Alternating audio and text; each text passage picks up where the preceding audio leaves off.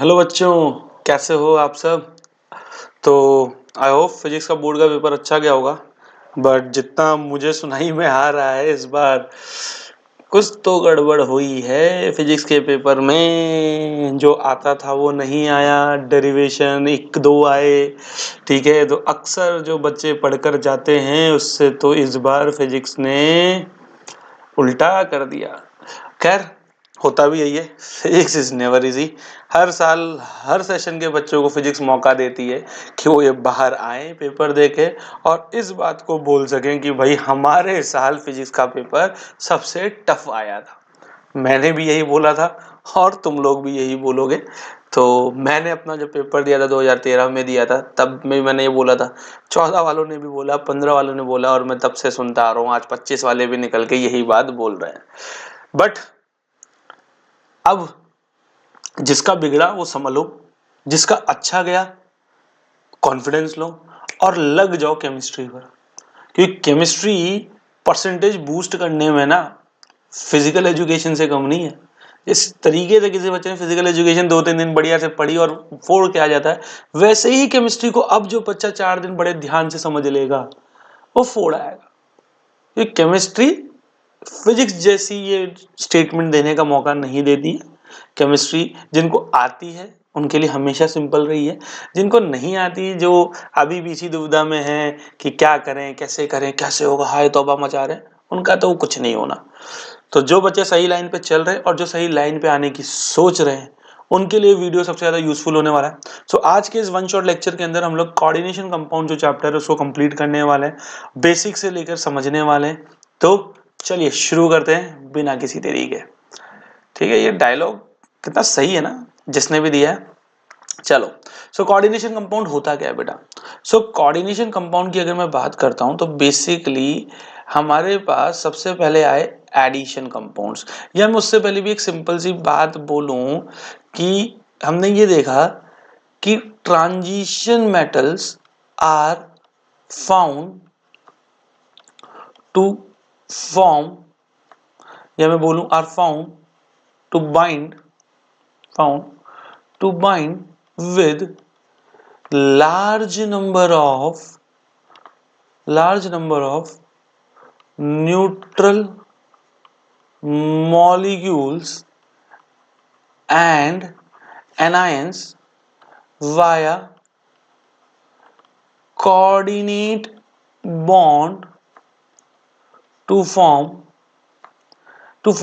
Addition compound. तो बेटा initially सीधा ही कॉम्प्लेक्स कंपाउंड का इजाद नहीं हुआ। सबसे पहले देखा गया कि यार ट्रांजिशन मेटल है, वो आए, बहुत सारे large number of neutral molecules और एनायंस के साथ जुड़ने चालू हो गए और उन कंपाउंड को इनिशियली कोऑर्डिनेशन कंपाउंड बोलने से पहले हमने क्या बोलना स्टार्ट कर दिया, एडिशन कंपाउंड्स बोलना स्टार्ट कर दिया। ठीक है, अब इसी एडिशन कंपाउंड्स को जब फर्दर देखा गया तो क्या पता चला कि एडिशन कंपाउंड हमारे दो तरीके के होते हैं। एडिशन कंपाउंड हमारे कितने तरीके के होते हैं बेटा, दो तरीके के होते हैं। और अब आप बोलोगे सर एडिशन कंपाउंड्स क्या होते हैं, तो समझ लो सिंपल सी बात है कि when to or more stable molecule combined in a fixed stoichiometric proportion. जब दो या दो से ज्यादा आपके बेटा क्या लोग एक फिक्स स्टोइकियोमेट्रिक प्रोपोर्शन, वो भी स्टेबल लोग आके जुड़ते हैं तो एडिशन कंपाउंड बनता है। अब यही एडिशन कंपाउंड को जब हमने देखा तो ये एडिशन कंपाउंड दो टाइप का होता है। कुछ एडिशन कंपाउंड्स को हमने बोला डबल सॉल्ट, क्या बोला, डबल सॉल्ट। और कुछ को बोला हमने बेटा क्या, कोऑर्डिनेशन कंपाउंड, या हम बोल सकते हैं कॉम्प्लेक्स कंपाउंड। आ गई बात समझ में। तो चलिए आइए देखते हैं। तो सबसे पहला डिफरेंस, अगर आपकी किस्मत अच्छी रही, पेपर आसान बनाना है तो पूछ सकता है कि भैया डिफरेंस बता दीजिए डबल सॉल्ट और कॉम्प्लेक्स कंपाउंड के अंदर। तो सबसे बड़ा डिफरेंस बेटा क्या होता है कि डबल सॉल्ट भैया जैसे ही इनको पानी में घोलते हो तो ये अपनी आइडेंटिटी लूज कर देते हैं। ठीक है, इनको देख के कोई पहचान ही नहीं सकता कि किस घराने के लोग हैं। ठीक है, जैसे देखो, जैसे मान लो आपके पास है KCl dot MgCl2 dot 6H2O। ठीक है, अब तुमने इसको एक्वस सॉल्यूशन में डाला, तो जैसे ही डालोगे तो यहाँ पे K plus aqueous plus Cl minus aqueous और प्लस Mg+2 एक्वस, यही आएगा। अब आप खुद सोचो, ध्यान से समझो, मान लो कि मैं ना तुम्हारे सामने एक बाल्टी लेके आया जिनमें ये सॉल्ट घोला हुआ है और तुम्हें सामने ये 3 आयंस दिख रहे हैं, तुम्हें और कुछ नहीं पता, तुम्हारे सिर्फ बाल्टी में 3 आयंस दिख रहे हैं बच्चों। क्या तुम इन 3 आयन से एक्चुअल ऊपर वाला सॉल्ट लिख सकते हो? नहीं। तो पहला पॉइंट ही यही है, दे लूज देयर आइडेंटिटी, ये अपनी आइडेंटिटी लूज कर देते। वहीं अगर मैं कॉम्प्लेक्स कंपाउंड की बात करूं, जैसे मान लो K4, ये इस तरीके से दिखता है। और कॉम्प्लेक्स कंपाउंड देखो, इनका कोई मेल ही नहीं है, जैसे इस तरीके के लोग दिखना चालू हो जाए समझ लेना कोऑर्डिनेशन कंपाउंड है। इनको जब पानी में डाला तो यहां क्या हुआ, यहां मुझे ये इस तरीके से डिसोसिएट होते हुए नजर आए। अब आपके सामने मान लो मैं सॉल्यूशन लेके आऊं और उस सॉल्यूशन में ये 2 आयंस दिख रहे हैं, एक कैटायन एक एनायन, क्या आप इसको देखिए फटाफट से ऊपर वाला सॉल्ट नहीं लिख दोगे? टाइम लगाओगे? नहीं। तो यही चीज है कि they do not lose their identity, अपनी आइडेंटिटी लूज नहीं करते हैं। Is that clear? उसके बाद अगर यहां पे आप देखोगे, ऑल पॉसिबल, जितनी भी पॉसिबल आयंस है, all possible ions are produced, जितने पॉसिबल। बट यहां पर देखो Cn माइनस Fe, ये लोग आयनिक फॉर्म में बाहर आए ही नहीं। All possible ions can be produced. तो अगर हर आयंस को क्रॉस वेरीफाई करने के लिए टेस्ट भी करोगे तो डबल सॉल्ट में पॉजिटिव रिजल्ट आएगा, इसमें नेगेटिव रिजल्ट आएगा। आया समझ में? और यहीं से देखो सबसे इंपॉर्टेंट चीज कि यहाँ पे ये जो आपको बिग ब्रैकेट वाले लोग दिख रहे हैं, यही स्पेशल लोग हैं। ये लोग देखो ऐसे हैं जो आयंस में टूट के बाहर नहीं आ रहे, सिंगल एंटिटी की तरह बिहेव कर रहे हैं। और यही जो सिंगल एंटिटी वाले लोग हैं, इन्हीं को ही कॉम्प्लेक्स आयन के नाम से जाना जाता है। इन्हीं को ही बेटा किसके नाम से? कॉम्प्लेक्स आयन के नाम से जाना जाता है। अब आप खुद देखो कि यार ये जो कंपाउंड है कुछ अलग है, इन कंपाउंड का नूर अलग है, इन कंपाउंड की बात ही अलग है। कैसे बन रहे हैं? नॉर्मल कोवेलेंट और आयनिक कंपाउंड तो ऐसे नहीं होते। ये ऐसे क्यों स्टेबल कंपाउंड जुड़ रहे हैं? अगर इनकी ज्योमेट्री क्या है, इनकी बॉन्डिंग किस मॉडर्न थ्योरी से एक्सप्लेन होंगी, इनका नाम क्या होगा, ये सारी चीजें चर्चा का विषय बन गई। तो ये जब सारी चीजें चर्चा का विषय बन गई तो भैया हुआ क्या, एक साइंटिस्ट आए और वो साइंटिस्ट थे एल्फर्ड। और इन साइंटिस्ट ने सबसे पहली बार कॉम्प्लेक्स कंपाउंड कैसे बनते हैं इस पे कमेंट किया। सो एल्फर्ड वर्नर थ्योरी। सो अल्फ्रेड वर्नर सबसे पहले साइंटिस्ट थे जिन्होंने कॉन्सेप्चुलाइज्ड किया about formation of what, complex compound, about shape of complex compound. समझ में आ गई बात? So how did he, so what he did, so his theory says that metal atom here shows to types of valency. तो जो metal इस पूरे compound को बनाने की जो large number of neutral molecules and ions इनको जोड़ने के लिए रिस्पॉन्सिबल है, वो एक वैलेंसी शो नहीं करता, shows to types of valency. अब ये तो आपको शुरू से पता है कि भैया किसी ना किसी को कोई भी चीज जब कंबाइन होती है तो they should show some valency, उनके कुछ ना कुछ वैलेंसी वो शो करेंगे, तभी वो क्या होंगे, कंबाइन होंगे कि नहीं होंगे। तो यहां पर ये कंबाइन होने के लिए दो तरीके की वैलेंसी शो करते हैं बच्चों। एक होती है प्राइमरी वैलेंसी और एक होती है secondary valency. So primary valency क्या होती है? तो बेटा प्राइमरी वैलेंसी होती है कि भाई जो मेटल एटम आयन जो भी आपका कॉम्प्लेक्स बना रहा है, जो ऑक्सीडेशन स्टेट वो रेफर करता है। So it is referred to as, it is referred as oxidation state shown by metal atom slash ion. तो जो भी मेटल एटम आयन आपकी जो भी शो करेगा उसको अपन प्राइमरी वैलेंसी बोल देते हैं। अब सेकेंडरी वैलेंसी क्या है बेटा? तो सेकेंडरी वैलेंसी का कॉन्सेप्ट आप कुछ इस तरीके से समझो कि इन्होंने क्या किया है, कंपाउंड लिया, ठीक है, ठीक है, मान लो इधर लिख, तो मान लो इन्होंने एक कंपाउंड लिया COCl3.6H2, ठीक है। अब इसको जैसे ही उन्होंने एक्वस सॉल्यूशन में कन्वर्ट किया और इसी एक्वस सॉल्यूशन में बेटा उन्होंने मिक्स किया साथ में AgNO3। अब आप खुद देखो, ये लोग आयनाइज्ड होंगे एक्वस सॉल्यूशन में, AgNO3 भी क्या होगा, आयनाइज्ड होगा, और ये आयंस आपस में कंबाइन होकर कुछ नया प्रोडक्ट बनाएंगे। तो उसी के अंदर देखा गया कि कुछ मोल, कुछ मान लो x मोल AgCl प्रेसिपिटेट हो गए, सिर्फ इसके अलावा और कुछ भी फॉर्म नहीं हुआ। तो यहां से क्या आप सोचोगे कि शायद जब ये पूरा कंपाउंड आयनाइज होने गया तो सिर्फ क्लोरीन के ही आयंस आयनाइज्ड होके बाहर आए, बाकी जो लोग कोबाल्ट और 6 मॉलिक्यूल्स ऑफ वाटर है ये आयनाइज्ड होके बाहर नहीं आए। इसका मतलब ये अभी भी एक सिंगल एंटिटी कंबाइंड फॉर्म में ही प्रेजेंट है। तो इन्होंने यही चीज बोला कि सेंट्रल एटम के साथ, ठीक है, आयनाइज एक्वस सॉल्यूशन में डालने के बाद भी जो लोग आयंस के फॉर्म में टूट के नहीं आते, जो लोग अभी भी सेंट्रल एटम से डायरेक्टली बॉन्डेड हैं, आयनाइज नहीं हुए, उन्हीं को ही उन्होंने किसकी तरह, सेकेंडरी वैलेंसी की तरह रेफर कर दिया। अब इस पे क्वेश्चन भी बनता है, मैं आपको बताऊंगा, ठीक है, समझ में आया कि नहीं आया? तो इसीलिए जो सेकेंडरी वैलेंसी होती है वो आपकी जनरली फिक्स्ड होती है आपकी पर्टिकुलर सेंट्रल एटम और मेटल आयन के लिए। सो it is fixed for central atom slash ion in its oxidation state. जो भी वो ऑक्सीडेशन स्टेट दिखाएंगे उसमें फिक्स्ड होती।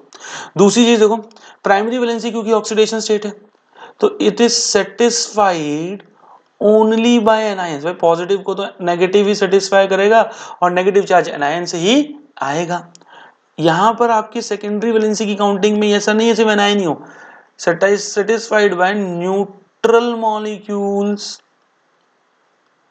and anions।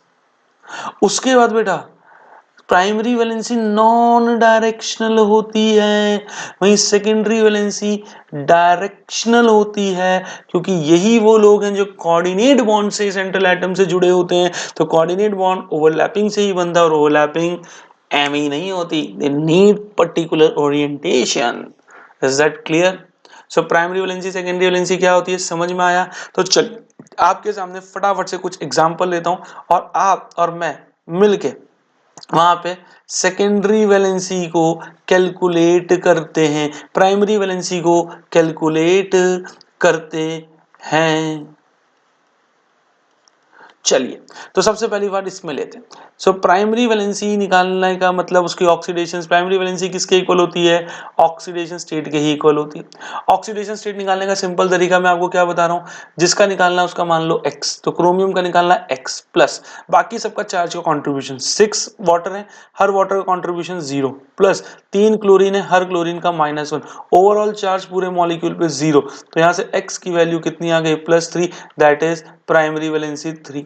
दूसरी चीज, सेंट्रल एटम को छोड़ के जितने भी लोग आपके बिग ब्रैकेट में प्रेजेंट हैं, जितने भी लोग बिग ब्रैकेट में प्रेजेंट हैं, ये 6 वाटर मॉलिक्यूल ऐसे हैं जो पानी में डालने के बाद आयनाइज्ड होकर बाहर नहीं आए, इन्हीं को सेकेंडरी वैलेंसी की तरह रेफर करेंगे।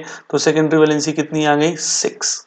ऐसे बेटा यहां पर अगर अपन देखा जाए, यहाँ पे अगर मैं आपको देखूं तो प्राइमरी वैलेंसी यहाँ पे भी ऑक्सीडेशन स्टेट के ही बराबर होगी, यहाँ के हमेशा ही ऑक्सीडेशन स्टेट के बराबर होगी। अब जिसका निकालना उसका एक्स, निकालना किसका, आयरन का, तो बाकी सबका चार्ज और कंट्रीब्यूशन पता होना चाहिए। पोटेशियम अल्कली मेटल है, +1 वैलेंसी दिखाते हैं, तो 4 पोटेशियम सब लोग +1 दिखा रहे हैं, प्लस एक्स 6 Cn माइनस होता है तो 6 Cn मिल गए सब पे -1 चार्ज, ओवरऑल चार्ज 0। x की वैल्यू यहाँ से कितनी आ गई, +2। सो प्राइमरी वैलेंसी यहाँ से कितनी आई बेटा, 2 आई। और सेकेंडरी वैलेंसी आप फिर से देखोगे स्क्वायर ब्रैकेट में, बिग ब्रैकेट में, सेंट्रल एटम आयरन को छोड़ के जो लोग आयनाइज्ड होकर बाहर नहीं आएंगे वो 6 Cn माइनस आयंस हैं, तो उसी को सेकेंडरी वैलेंसी की तरह रेफर कर दिया। तो देखिए आप यहाँ पे इजीली प्राइमरी और सेकेंडरी वैलेंसी कैलकुलेट कर सकते हैं। Is that clear? चलिए अब इसी दौड़ भाग में एक ऑप्शनल क्वेश्चन आपके सामने ऐसे आ सकता है कि guess the compound if COCl3.6NH3 is treated with aqueous AgNO3 solution and it is seen that 3 moles of AgCl is precipitated out। 3 mole AgCl precipitate होके बाहर आए। तो भैया इसका क्या मतलब है? इसका क्या मतलब है? इसका मतलब ये है बच्चों कि भाई मेरे पास मान लो COCl3.6NH3 ये है। अब आपको मालूम है अगर आप इसको एक्वस सॉल्यूशन में डालोगे तो क्या होगा? कुछ लोग ऐसे होंगे, भाई अभी सेकेंडरी वैलेंसी का कॉन्सेप्ट पढ़ा कि कुछ लोग ऐसे होंगे जो आयनाइज होके बाहर नहीं आएंगे और कुछ आयन्स ऐसे होंगे जो आयनाइज होके बाहर आ जाएंगे। ठीक, वहीं आपने AgNO3 लिया तो AgNO3 को जैसे ही एक्वस में डाला तो ये Ag plus aqueous plus NO3 minus aqueous में टूटा। अब आपको क्या मालूम है कि भाई दोनों जब आयनाइज हुए तो यहाँ के आयंस कुछ आपके कॉम्प्लेक्स के आयंस को पकड़ के क्या होंगे, पकड़ेंगे। तो हमने वही चीज कौन किसको पकड़ा था, हमने देखा यार 3 मोल AgCl प्रेसिपिटेट आउट। इसका मतलब AgCl मतलब कॉम्प्लेक्स ने Cl माइनस आयन को क्या किया होगा, रिलीज, तभी इस Ag ने Cl माइनस को पकड़ के प्रेसिपिटेट बनाया। अब हमें कॉन्सेप्ट क्या पता है कि यार 1 मोल Ag प्लस जब 1 मोल Cl माइनस से साथ जुड़ेगा तो 1 मोल AgCl देगा। अब हमारे बन कितने मोल रहे हैं, 3 मोल AgCl बन रहे हैं। इसका मतलब आपके 3 मोल Ag प्लस ने 3 मोल Cl माइनस के साथ रिएक्ट किया होगा। अब आप खुद देखो कॉम्प्लेक्स के अंदर अगर आप देखोगे सो कॉम्प्लेक्स के अंदर आपके पास 3 मोल ही Cl है तो शायद सारे के सारे Cl डिसोसिएट होके बाहर आ गए तभी 3 मोल बना। तो जो बचे हुए लोग हैं वो बाहर आयनाइज्ड होके नहीं आए, इट मींस वो आपका किसका, कॉम्प्लेक्स का पार्ट अदा कर रहे हैं। किसका पार्ट अदा कर रहे हैं बच्चों, कॉम्प्लेक्स का पार्ट अदा कर रहे हैं। उनको मैं ऐसे लिख दूंगा और साथ में ये ऐसे ही होंगे तभी ये कहानी बन सकती है। इसका मतलब अगर मुझसे गेस द कंपाउंड बोला गया है तो यहाँ पे कंपाउंड क्या होगा, ये कुछ इस तरीके से होगा, cobalt NH3 whole 6 big bracket close Cl3। तो जब भी बेटा इस तरीके से कंपाउंड है तो आप बता सकते हो। Is that clear? जितने मोल क्लोरीन AgCl बन रहे हैं मतलब उतने क्लोरीन डब्बे के बाहर, बाकी सबको डब्बे में अंदर रख दो, आपके पास आ जाएगा। Is that clear? कोई डाउट? बहुत बढ़िया। अब ध्यान से समझना बच्चों, अब क्या होता है कि यही जो बिग ब्रैकेट ये सब बातें मैं बोल रहा हूँ, डब्बे के बाहर डब्बे के अंदर, इनका कुछ तो मतलब होगा, इनका कुछ तो नाम होगा। तो आइए बेटा कुछ इंपॉर्टेंट टर्म्स सीखते हैं। इन इंपॉर्टेंट टर्म्स की डेफिनेशन आपके सामने डिफाइन करके पूछी जा सकती है तो ध्यान देना। तो मान लीजिए मैंने एक कॉम्प्लेक्स लेता हूं मैं K3FeCN होल 6। तो बेटा इस कॉम्प्लेक्स को अगर आप ध्यान से देखोगे तो हमेशा ध्यान रखना जो बिग ब्रैकेट होता है हम इसको कहते हैं कोऑर्डिनेशन स्फीयर। क्या कहते हैं इसको हम, कोऑर्डिनेशन स्फीयर कहते हैं। और इस कोऑर्डिनेशन स्फीयर के अंदर सेंट्रल एटम और सेकेंडरी वैलेंसी में जो लोग पार्टिसिपेट करें उनको कंबाइंडली टुगेदर हम कहते हैं कोऑर्डिनेशन एंटिटी। हम लोग क्या कहते हैं बच्चों, कोऑर्डिनेशन एंटिटी बोलते हैं। आया समझ में कि नहीं? ठीक है। और साथ ही साथ जो लोग बेटा समझ रहे हो डब्बे के बाहर रहते हैं इनको काउंटर आयन बोला जाता है। और जिस बंदे की वजह से कॉम्प्लेक्स बन रहा है मतलब जो large number of neutral molecules और एनायंस को कंबाइंड करने के लिए रिस्पॉन्सिबल है उसको कहते हैं सेंट्रल एटम स्लैश आयन। और इसी सेंट्रल एटम स्लैश आयन के साथ जो भी लोग जुड़े हुए हैं कोऑर्डिनेट बॉन्ड के थ्रू उनको बेटा हम कहते हैं लिगेंड्स। क्या कहते हैं बेटा, लिगेंड्स बोल रहे। तो आई होप आपको समझ में आ गया होगा कि एक कोऑर्डिनेशन कंपाउंड में किन लोगों को क्या बोला जाता है। सो कोऑर्डिनेशन स्फीयर की डेफिनेशन अगर आपसे कोई पूछे, सो इसको आप क्या बोलोगे?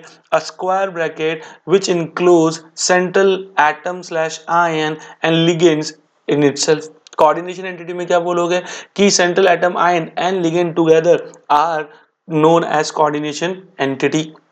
आ गई बात समझ में? ठीक है। अब देखो इसी के साथ दो और इन सब की डेफिनेशन के लिए आप एनसीईआरटी रेफर कर सकते हो। एनसीईआरटी में इनकी डेफिनेशंस दे रखी हैं और साथ ही साथ आपको वीडियो के डिस्क्रिप्शन में जो मेरी पीडीएफ है, ठीक है, मेरे टेलीग्राम चैनल का उसका लिंक भी मिल जाएगा जहां पे वो पीडीएफ अपलोडेड है, तो आप वहां से भी चैप्टर की पीडीएफ डाउनलोड कर सकते हो। ठीक है, चलो अब देखो बेटा दो डेफिनेशन और हमसे रैंडमली पूछी जाती है। एक होती है होमोलिप्टिक स्पीशीज और एक होता है हीट्रोलिप्टिक स्पीशीज। सो होमोलिप्टिक स्पीशीज और हीट्रोलिप्टिक स्पीशीज की अगर मैं बात करूं तो क्या होंगे? तो अगर मान लो कि मेरे पास एक कॉम्प्लेक्स है, उसके अंदर ये NH3 होल 6 एक ही तरीके का लिगेंड है। ठीक है, लिगेंड एक तरीके से डोनर एटम होते हैं, समझ, क्योंकि इलेक्ट्रॉन डोनेट करते हैं, एक ही तरीके का लिगेंड है तो होमोलिप्टिक। और अगर मान लो मेरे पास इस तरीके से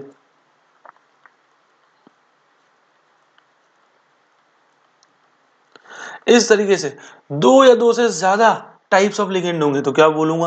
हीट्रोलिप्टिक। तो मैं एक डेफिनेशन लिख देता हूं, आप दूसरी बना लोगे। मैं क्या बोल सकता हूं? सच complex which consist of only one type of donor atom जिनको अपन लिगेंड्स कहते हैं, कॉमा नोन एज होमोलिप्टिक। और जब भी बेटा इस तरीके से आपके पास आए तो आप डेफिनेशन के साथ एग्जाम्पल जरूर लिखें, डेफिनेशन के साथ एग्जाम्पल जरूर लिखें। तो such complex which consist two or more than two types of donor atom bracket में ligands are known as heteroleptic species, उसकी डेफिनेशन आए हो आप बना सकते हैं। अब रही बात कि ये जो कॉम्प्लेक्स है ये बन तो रहे हैं, बट ये दिखाई कैसे देंगे, इनकी ज्योमेट्री क्या होगी? तो उस ज्योमेट्री और इसको समझने के लिए आपको कोऑर्डिनेशन पॉलीहेड्रॉन का ज्ञान होना बहुत जरूरी है। Now what is coordination polyhedron? तो हम क्या बोल सकते हैं? द स्पेशियल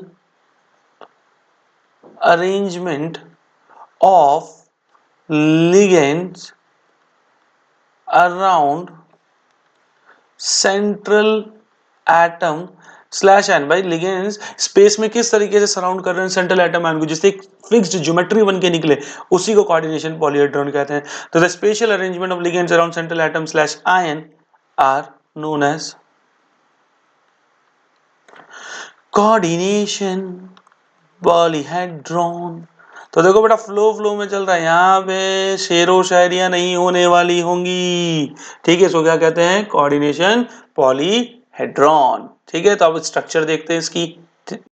तो चलिए स्ट्रक्चर देखें। ठीक है, स्ट्रक्चर देखते हैं कैसी होती है। आओ तो स्ट्रक्चर देखें। तो बेटा मान लो इस स्ट्रक्चर समझने से पहले एक छोटी सी डेफिनेशन और मैं आपको क्लियर कर देता हूँ। एक डेफिनेशन, एक कॉन्सेप्ट आपके दिमाग में आ सकता है जिसको कहते हैं coordination number. So coordination number क्या होता है? सेकेंडरी एलएनसी से ज्यादा कोऑर्डिनेशन नंबर पूछा जाएगा। कोऑर्डिनेशन नंबर क्या होता है बबुआ? सो कोऑर्डिनेशन नंबर होता है the number of coordinate bond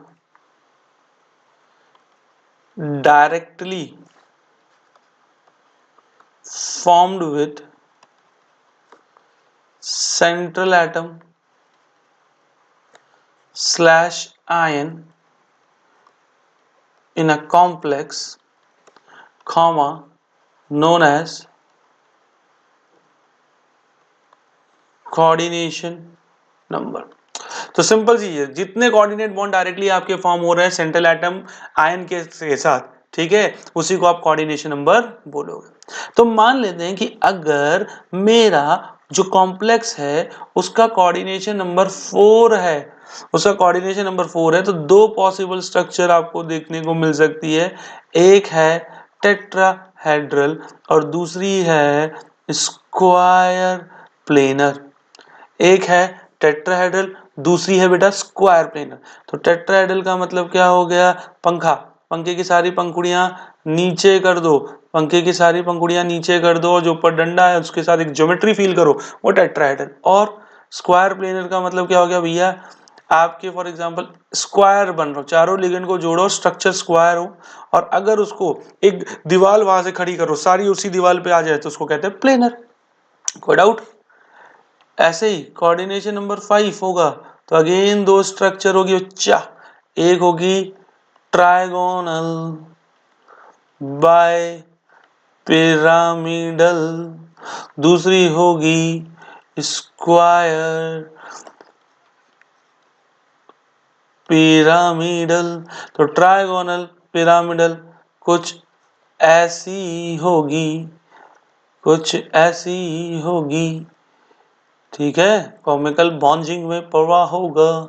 और स्क्वायर पिरामिडल, पहले बनाओ स्क्वायर, ऊपर एक बॉन्ड लेके आओ जिससे पिरामिड बन सके, तो इसको कहते हैं स्क्वायर पिरामिडल, इसको कहते हैं स्क्वायर पिरामिडल। और कोऑर्डिनेशन नंबर 6 होगा, कोऑर्डिनेशन नंबर 6 होगा तो शेप होगी ऑक्टाहेड्रल, ऑक्टाहेड्रल या फिर स्क्वायर बाय पिरामिडल।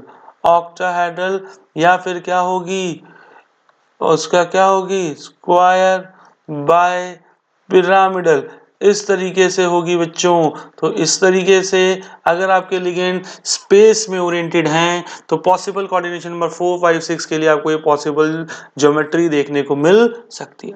अब आपके समझ में आया, दिमाग में आएगा सर कब टेट्राहेड्रल, कब स्क्वायर प्लेनर? तो बेटा ये सब ज्योमेट्री से पता चलेगा, तो एक बार को बता भी देता हूँ। आगे चल के जब भी पढ़ो कि किसी की ज्योमेट्री sp3 टेट्राहेड्रल, किसी की ज्योमेट्री dsp2 स्क्वायर प्लेनर, किसी की ज्योमेट्री sp3d, किसी की ज्योमेट्री sp3d तो ट्राइगोनल पिरामिडल। आगे बात समझ में? dsp3 dsp3 स्क्वायर पिरामिडल और sp3d2 और d2sp3 ये क्या होगी आपकी ऑक्टाहेड्रल या स्क्वायर पिरामिडल, दोनों पे एक ही, ठीक है। तो आया कोऑर्डिनेशन नंबर क्या होता है, होमोलिप्टिक हिटोलिप्टिक क्या होता है, किसको coordination sphere, counter and central atom क्या बोलते हैं, कैसे कैसे समझ में आया? बहुत अच्छे, बहुत अच्छे। तो अब अपन यहाँ से बेटा पर्टिकुलरली किसके लिए बात करना स्टार्ट करेंगे? लिगेंड्स के लिए बात करना स्टार्ट करेंगे। किसके लिए कर देंगे? लिगेंड्स के लिए। आई होप समझ में आ रहा होगा यहाँ तक, आई होप समझ में आ रहा होगा, ठीक है।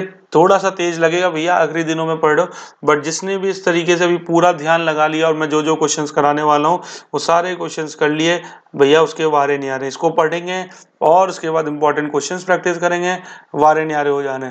तो let's start with ligands. Ligands को स्टार्ट करते हैं, चलिए लिगेंड्स से शुरू कर दें, ठीक है बच्चों। और लिगेंड्स क्या होता है समझते हैं। तो लिगेंड्स क्या होते हैं, कुछ आइडिया नहीं है?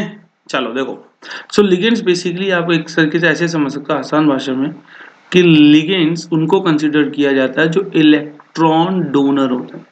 अब आपके जो लिगेंड्स हैं वो न्यूट्रल मॉलिक्यूल्स भी हो सकते हैं और आपके जो लिगेंड्स हैं वो एनायंस भी हो सकते हैं।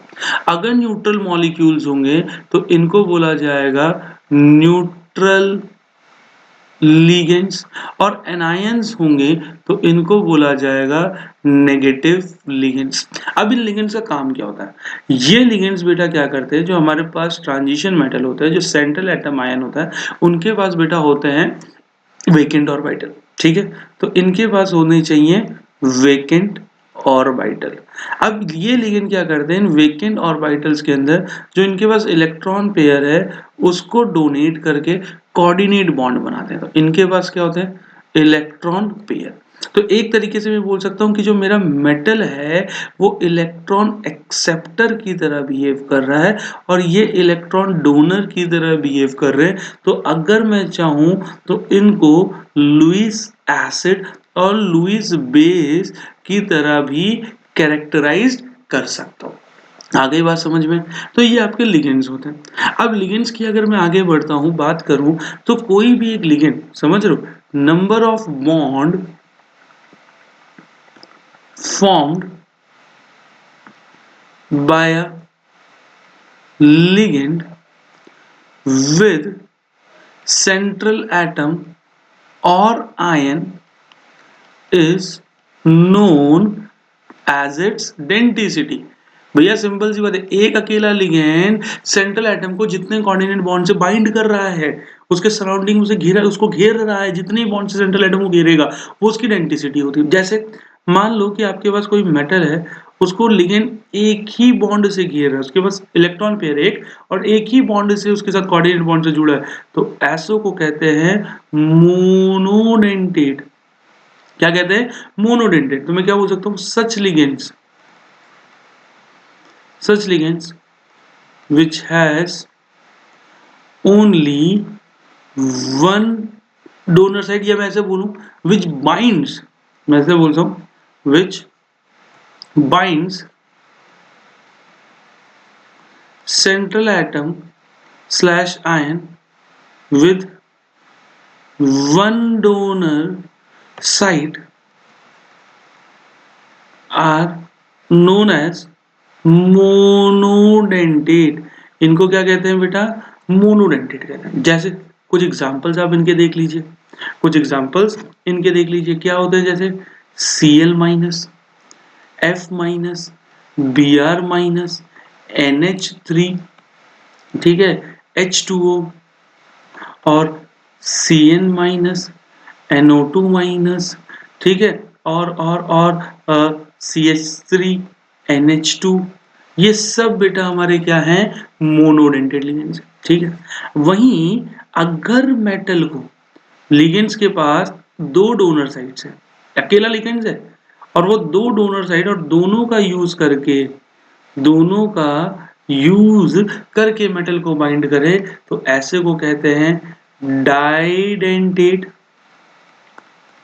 और बाइडेंटेट। क्या कहते हैं? डाइडेंटेट और बाइडेंटेट। अब देखो डाइडेंटेट और बाइडेंटेट, अब आप इसकी डेफिनेशन बना लोगे, such ligands which bind central atom ion with two donor sites are known as didentate. इसके एग्जांपल्स बहुत इंपॉर्टेंट है, मैं आपको कुछ एग्जांपल्स बता रहा हूँ, इनको तो याद ही रखना। जैसे CO3-2, अब इससे आप थोड़ी थोड़ी नेमिंग भी सीखना बच्चों। जैसे इसको क्या कहते हैं? कार्बोनेट। तो लिगेंड्स की तरह अगर ये एक्ट कर रहे हैं तो आप सिंपल से याद रखो, 8 हटाकर एटो कर दो, तो आप इसको क्या बुलाओगे? कार्बोनेटो। क्या बुलाओगे? कार्बोनेटो। और इसकी स्ट्रक्चर कुछ ऐसे होती है कि एक ऑक्सीजन डबल बॉन्ड, दो ऑक्सीजन सिंगल बॉन्ड, दोनों पे नेगेटिव चार्ज है, और अगर दोनों ही मेटल एटम को बाइंड करने निकल जाएं तो उसको हम कहते हैं बाइडेंटेट। ऐसे ही बेटा एक एग्जांपल और लेते हैं, जैसे C2O4-2, इसको OX-2 से भी रिप्रेजेंट करते हैं और इसको कहते हैं ऑक्सलेटो। जैसे उसको कार्बोनेटो कहते हैं, इसको ऑक्सलेटो कहते हैं। यहाँ पे क्या होता है? कार्बन कार्बन सिंगल बॉन्ड, दो ऑक्सीजन डबल बॉन्ड से जोड़ दो, एक ऑक्सीजन सिंगल बॉन्ड और एक इस कार्बन से सिंगल बॉन्ड से जुड़ा है, दोनों ऑक्सीजन पे नेगेटिव चार्ज है और दोनों ही अगर आपके दोनों डोनर साइड को यूज करके बाइंड कर रहे हैं तो ये भी एक बाइडेंटेट हुआ। और देखो बेटा एग्जांपल, एक होता है very very important, NH2 CH2 CH2 NH2, ठीक है। एक मिनट मैं इसको हटा के सही कर देता हूं आपके लिए, ठीक है। अब दोनों नाइट्रोजन पे एक एक लोन पेयर होता है, तो ये दोनों डोनर साइड के साथ अगर बाइंड कर ले तो ये भी एक बाइडेंटेट हुआ।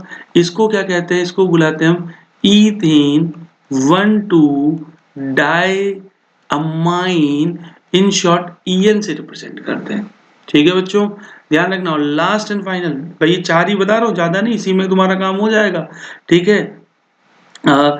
इसमें आपको बताता हूँ, एक minute, NH2 CH2 C double bond O O minus, तो नाइट्रोजन पे लोन पेयर आ, इसने बाइंड किया, इसने बाइंड किया, इसको कहते हैं ग्लाइसिनेटो, और इसको GLY माइनस से डिनोट कर दें। तो ये 4 आपके बेसिक एग्जांपल्स है बेटा, जिनको आपको बाइडेंटेड लिगेंड्स की तरह क्या रखना है बच्चों, याद रखना है। आई होप आपको क्लियर हो गया होगा, ठीक है। आई होप आपको बैक करके आप सारी चीजों को देखते हुए चल सकते हो, ठीक है बच्चों, वेरी गुड। अब इसके बाद अगर हम बात करते हैं बेटा, तो वेरी इंपॉर्टेंट आता है पॉलीडेंटेट। अब देखो पॉलीडेंटेट लिगेंड आपको समझ में आ जाएगा, ऐसे लिगेंड जिनके पास 3 या 3 से ज्यादा डोनर साइट्स हो।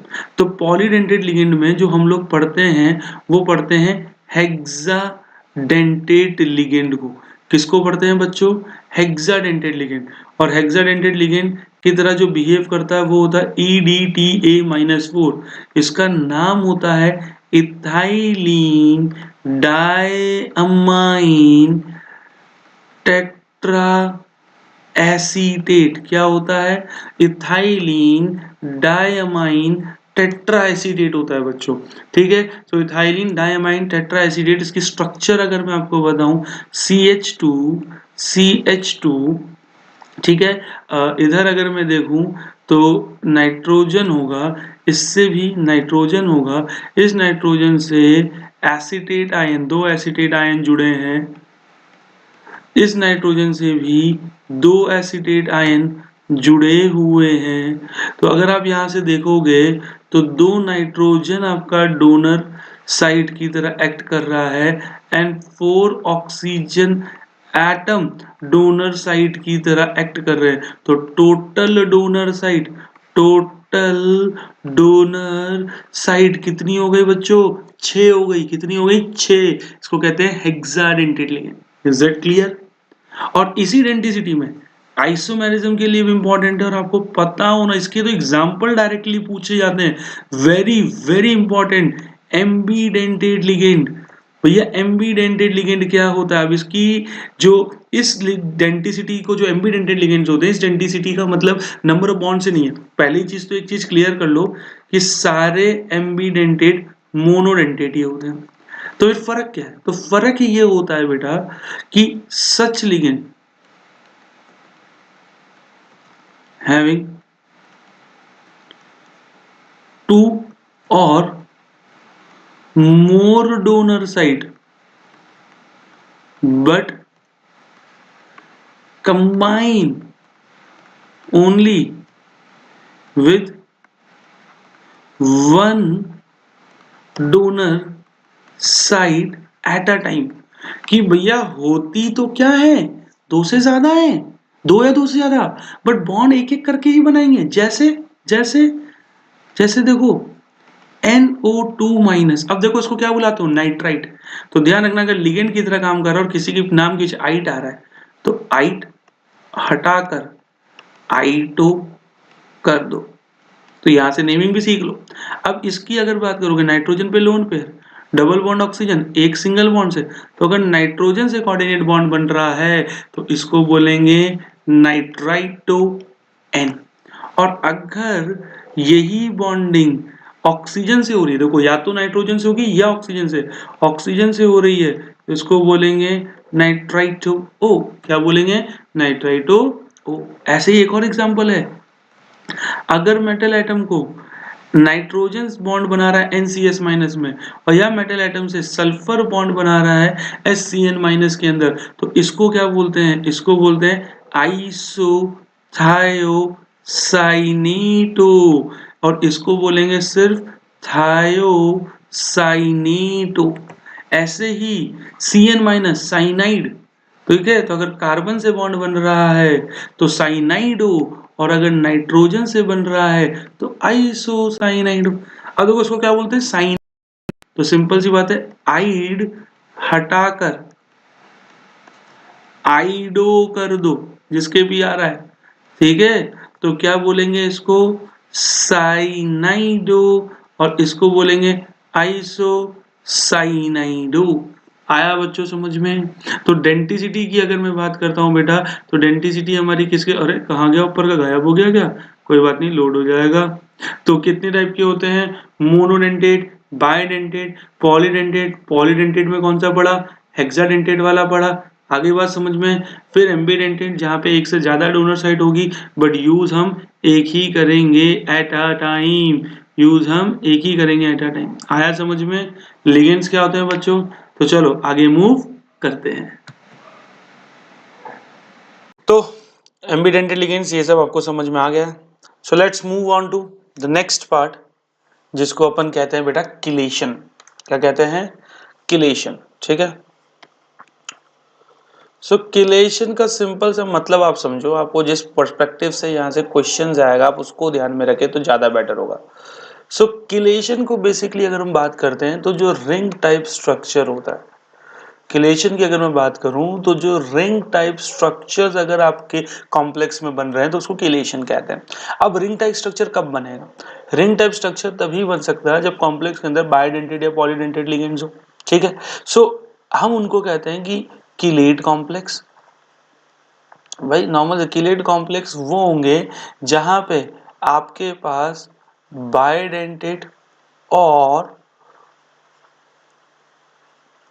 पॉलीडेंटेड लिगेंड प्रेजेंट हो, इन्हीं को अपन क्या कहते हैं, किलेट कॉम्प्लेक्स। और नॉन किलेट कॉम्प्लेक्स कौन होंगे, नॉन किलेट कॉम्प्लेक्स आपके होते हैं जहां सारे के सारे मोनोडेंटेट लिगेंड्स हो, सारे के सारे क्या हो बेटा, मोनोडेंटेट लिगेंड्स हो। जैसे तो मान लो कि आपके पास एक लिगेंड है जिसने मेटल को दो डोनर साइड से बाइंड कर रखा है, ठीक है, तो ये रिंग बनी। और एक कॉम्प्लेक्स है जहां सारे लिगेंड्स ने ऐसे बाइंड कर रखा है। सो कुल मिला के यहाँ पे जो सवाल बनता है बेटा, वो सवाल बनता है स्टेबिलिटी पे कि कौन सा कॉम्प्लेक्स ज्यादा स्टेबल होगा। तो अगर आपके पास कोई कॉम्प्लेक्स में बाइडेंटेड या पॉलीडेंटेड लिगेंड है, वो रिंग टाइप स्ट्रक्चर बना रहा है, सो वो हमेशा एक नॉन किलेट कॉम्प्लेक्स से ज्यादा स्टेबल होगा। और किलेशन का अक्सर जब भी क्वेश्चन बनता है तो इसी टाइप का या इसी के लिए बनता है। सो किलेशन क्या होता है, कैसे वहां पे काम होगा, समझ में आ गया किलेशन का यूज, ठीक है। चलिए, तो किलेशन के लिए सिर्फ इतनी सी याद रखो, कब बाकी आपका काम बढ़िया चलेगा। अब अपन आगे बढ़ते हैं बच्चों। अब अगर अपन आगे बढ़ते हैं तो अपन आइसोमेरिज्म पे मूव करेंगे, बट आइसोमेरिज्म पे बढ़ने से पहले हम यहाँ पर सबसे पहले वैलेंस बॉन्ड थ्योरी को डिस्कस कर लेते हैं। अब वैलेंस बॉन्ड थ्योरी को डिस्कस अपन, या इसको भी डिस्कस करने से पहले, अरे सबसे मेन चीज रह गई। हाँ सर वन शॉट पढ़ा रहे हो, इतना इतना भी तेज मत भगाओ, नहीं भगा रहे भैया, याद आ गया, सर को भी याद आ गया कि सबसे मेन और इम्पोर्टेंट पार्ट IUPAC नेमिंग, ये तो रही गया। तो IUPAC नेमिंग यहाँ पर अपन सबसे पहले सीखेंगे हमारे कॉम्प्लेक्स कंपाउंड की। क्या सीखेंगे, IUPAC नेमिंग करना सीखेंगे, ठीक है। अब देखो IUPAC नेमिंग जब भी हम करें तो एक रूल याद रखो कि cation named first followed by anions, कि कैटायन को सबसे पहले लिखना है फिर उसके पीछे पीछे किसको लिखना है, एनायंस को। आगे बात समझ में। अब दूसरी चीज आपको ये ध्यान रखनी है कि जब भी आपके पास कॉम्प्लेक्स आए, ठीक है, तो भाई कैटायन को हम पहले लिख देंगे, एनायन को बाद में लिख देंगे, ठीक है। दूसरी चीज, कॉम्प्लेक्स आयन की नेमिंग कैसे होगी, क्योंकि भाई आपके किसी भी कोऑर्डिनेशन कंपाउंड में दो पार्ट होंगे, एक पार्ट कॉम्प्लेक्स आयन होगा और दूसरा पार्ट काउंटर आयन होगा। तो कॉम्प्लेक्स आयन की जब भी आप नेमिंग करोगे तो इसमें क्या होंगे, लिगेंड्स फर्स्ट इन अल्फाबेटिकल, अगर एक से ज्यादा है तो पहले लिगेंड्स को करोगे in alphabetical order followed by central atom, और ब्रैकेट में उसकी आप क्या लिख दोगे, ऑक्सीडेशन स्टेट, ठीक है। और काउंटर आयन के बारे में ध्यान रखना, name as we call them in normal compound, जैसे नॉर्मल कंपाउंड में बुलाते हैं, जैसे क्लोरीन को क्लोराइड, ब्रोमीन को ब्रोमाइड, पोटेशियम को पोटेशियम, सोडियम को सोडियम, वैसे ही बुलाना है। और साथ ही साथ विदाउट इट्स मल्टीप्लिसिटी, और वहां पे उसकी क्वांटिटी कितनी है ये कभी नहीं लिखना कि दो है तीन है, इसको नहीं, डाई क्लोराइड ऐसा नहीं, सिर्फ सीधा chloride, bromide, iodide, potassium, sodium ऐसे लिख के छोड़ देना है। आगे बात समझे। बट लिगेंड्स को जब आप अल्फाबेटिकल ऑर्डर में लिखोगे तो लिगेंड्स की मल्टीप्लिसिटी को बिल्कुल आपको शो करना है। तो इनकी मल्टीप्लिसिटी अगर 2 है तो डाई, 3 है तो ट्राई, 4 है तो टेट्रा, 5 है तो पेंटा, 6 है तो हेक्सा एक्सेट्रा। 6 से ऊपर जाना भी नहीं है। आ गई बात समझ में?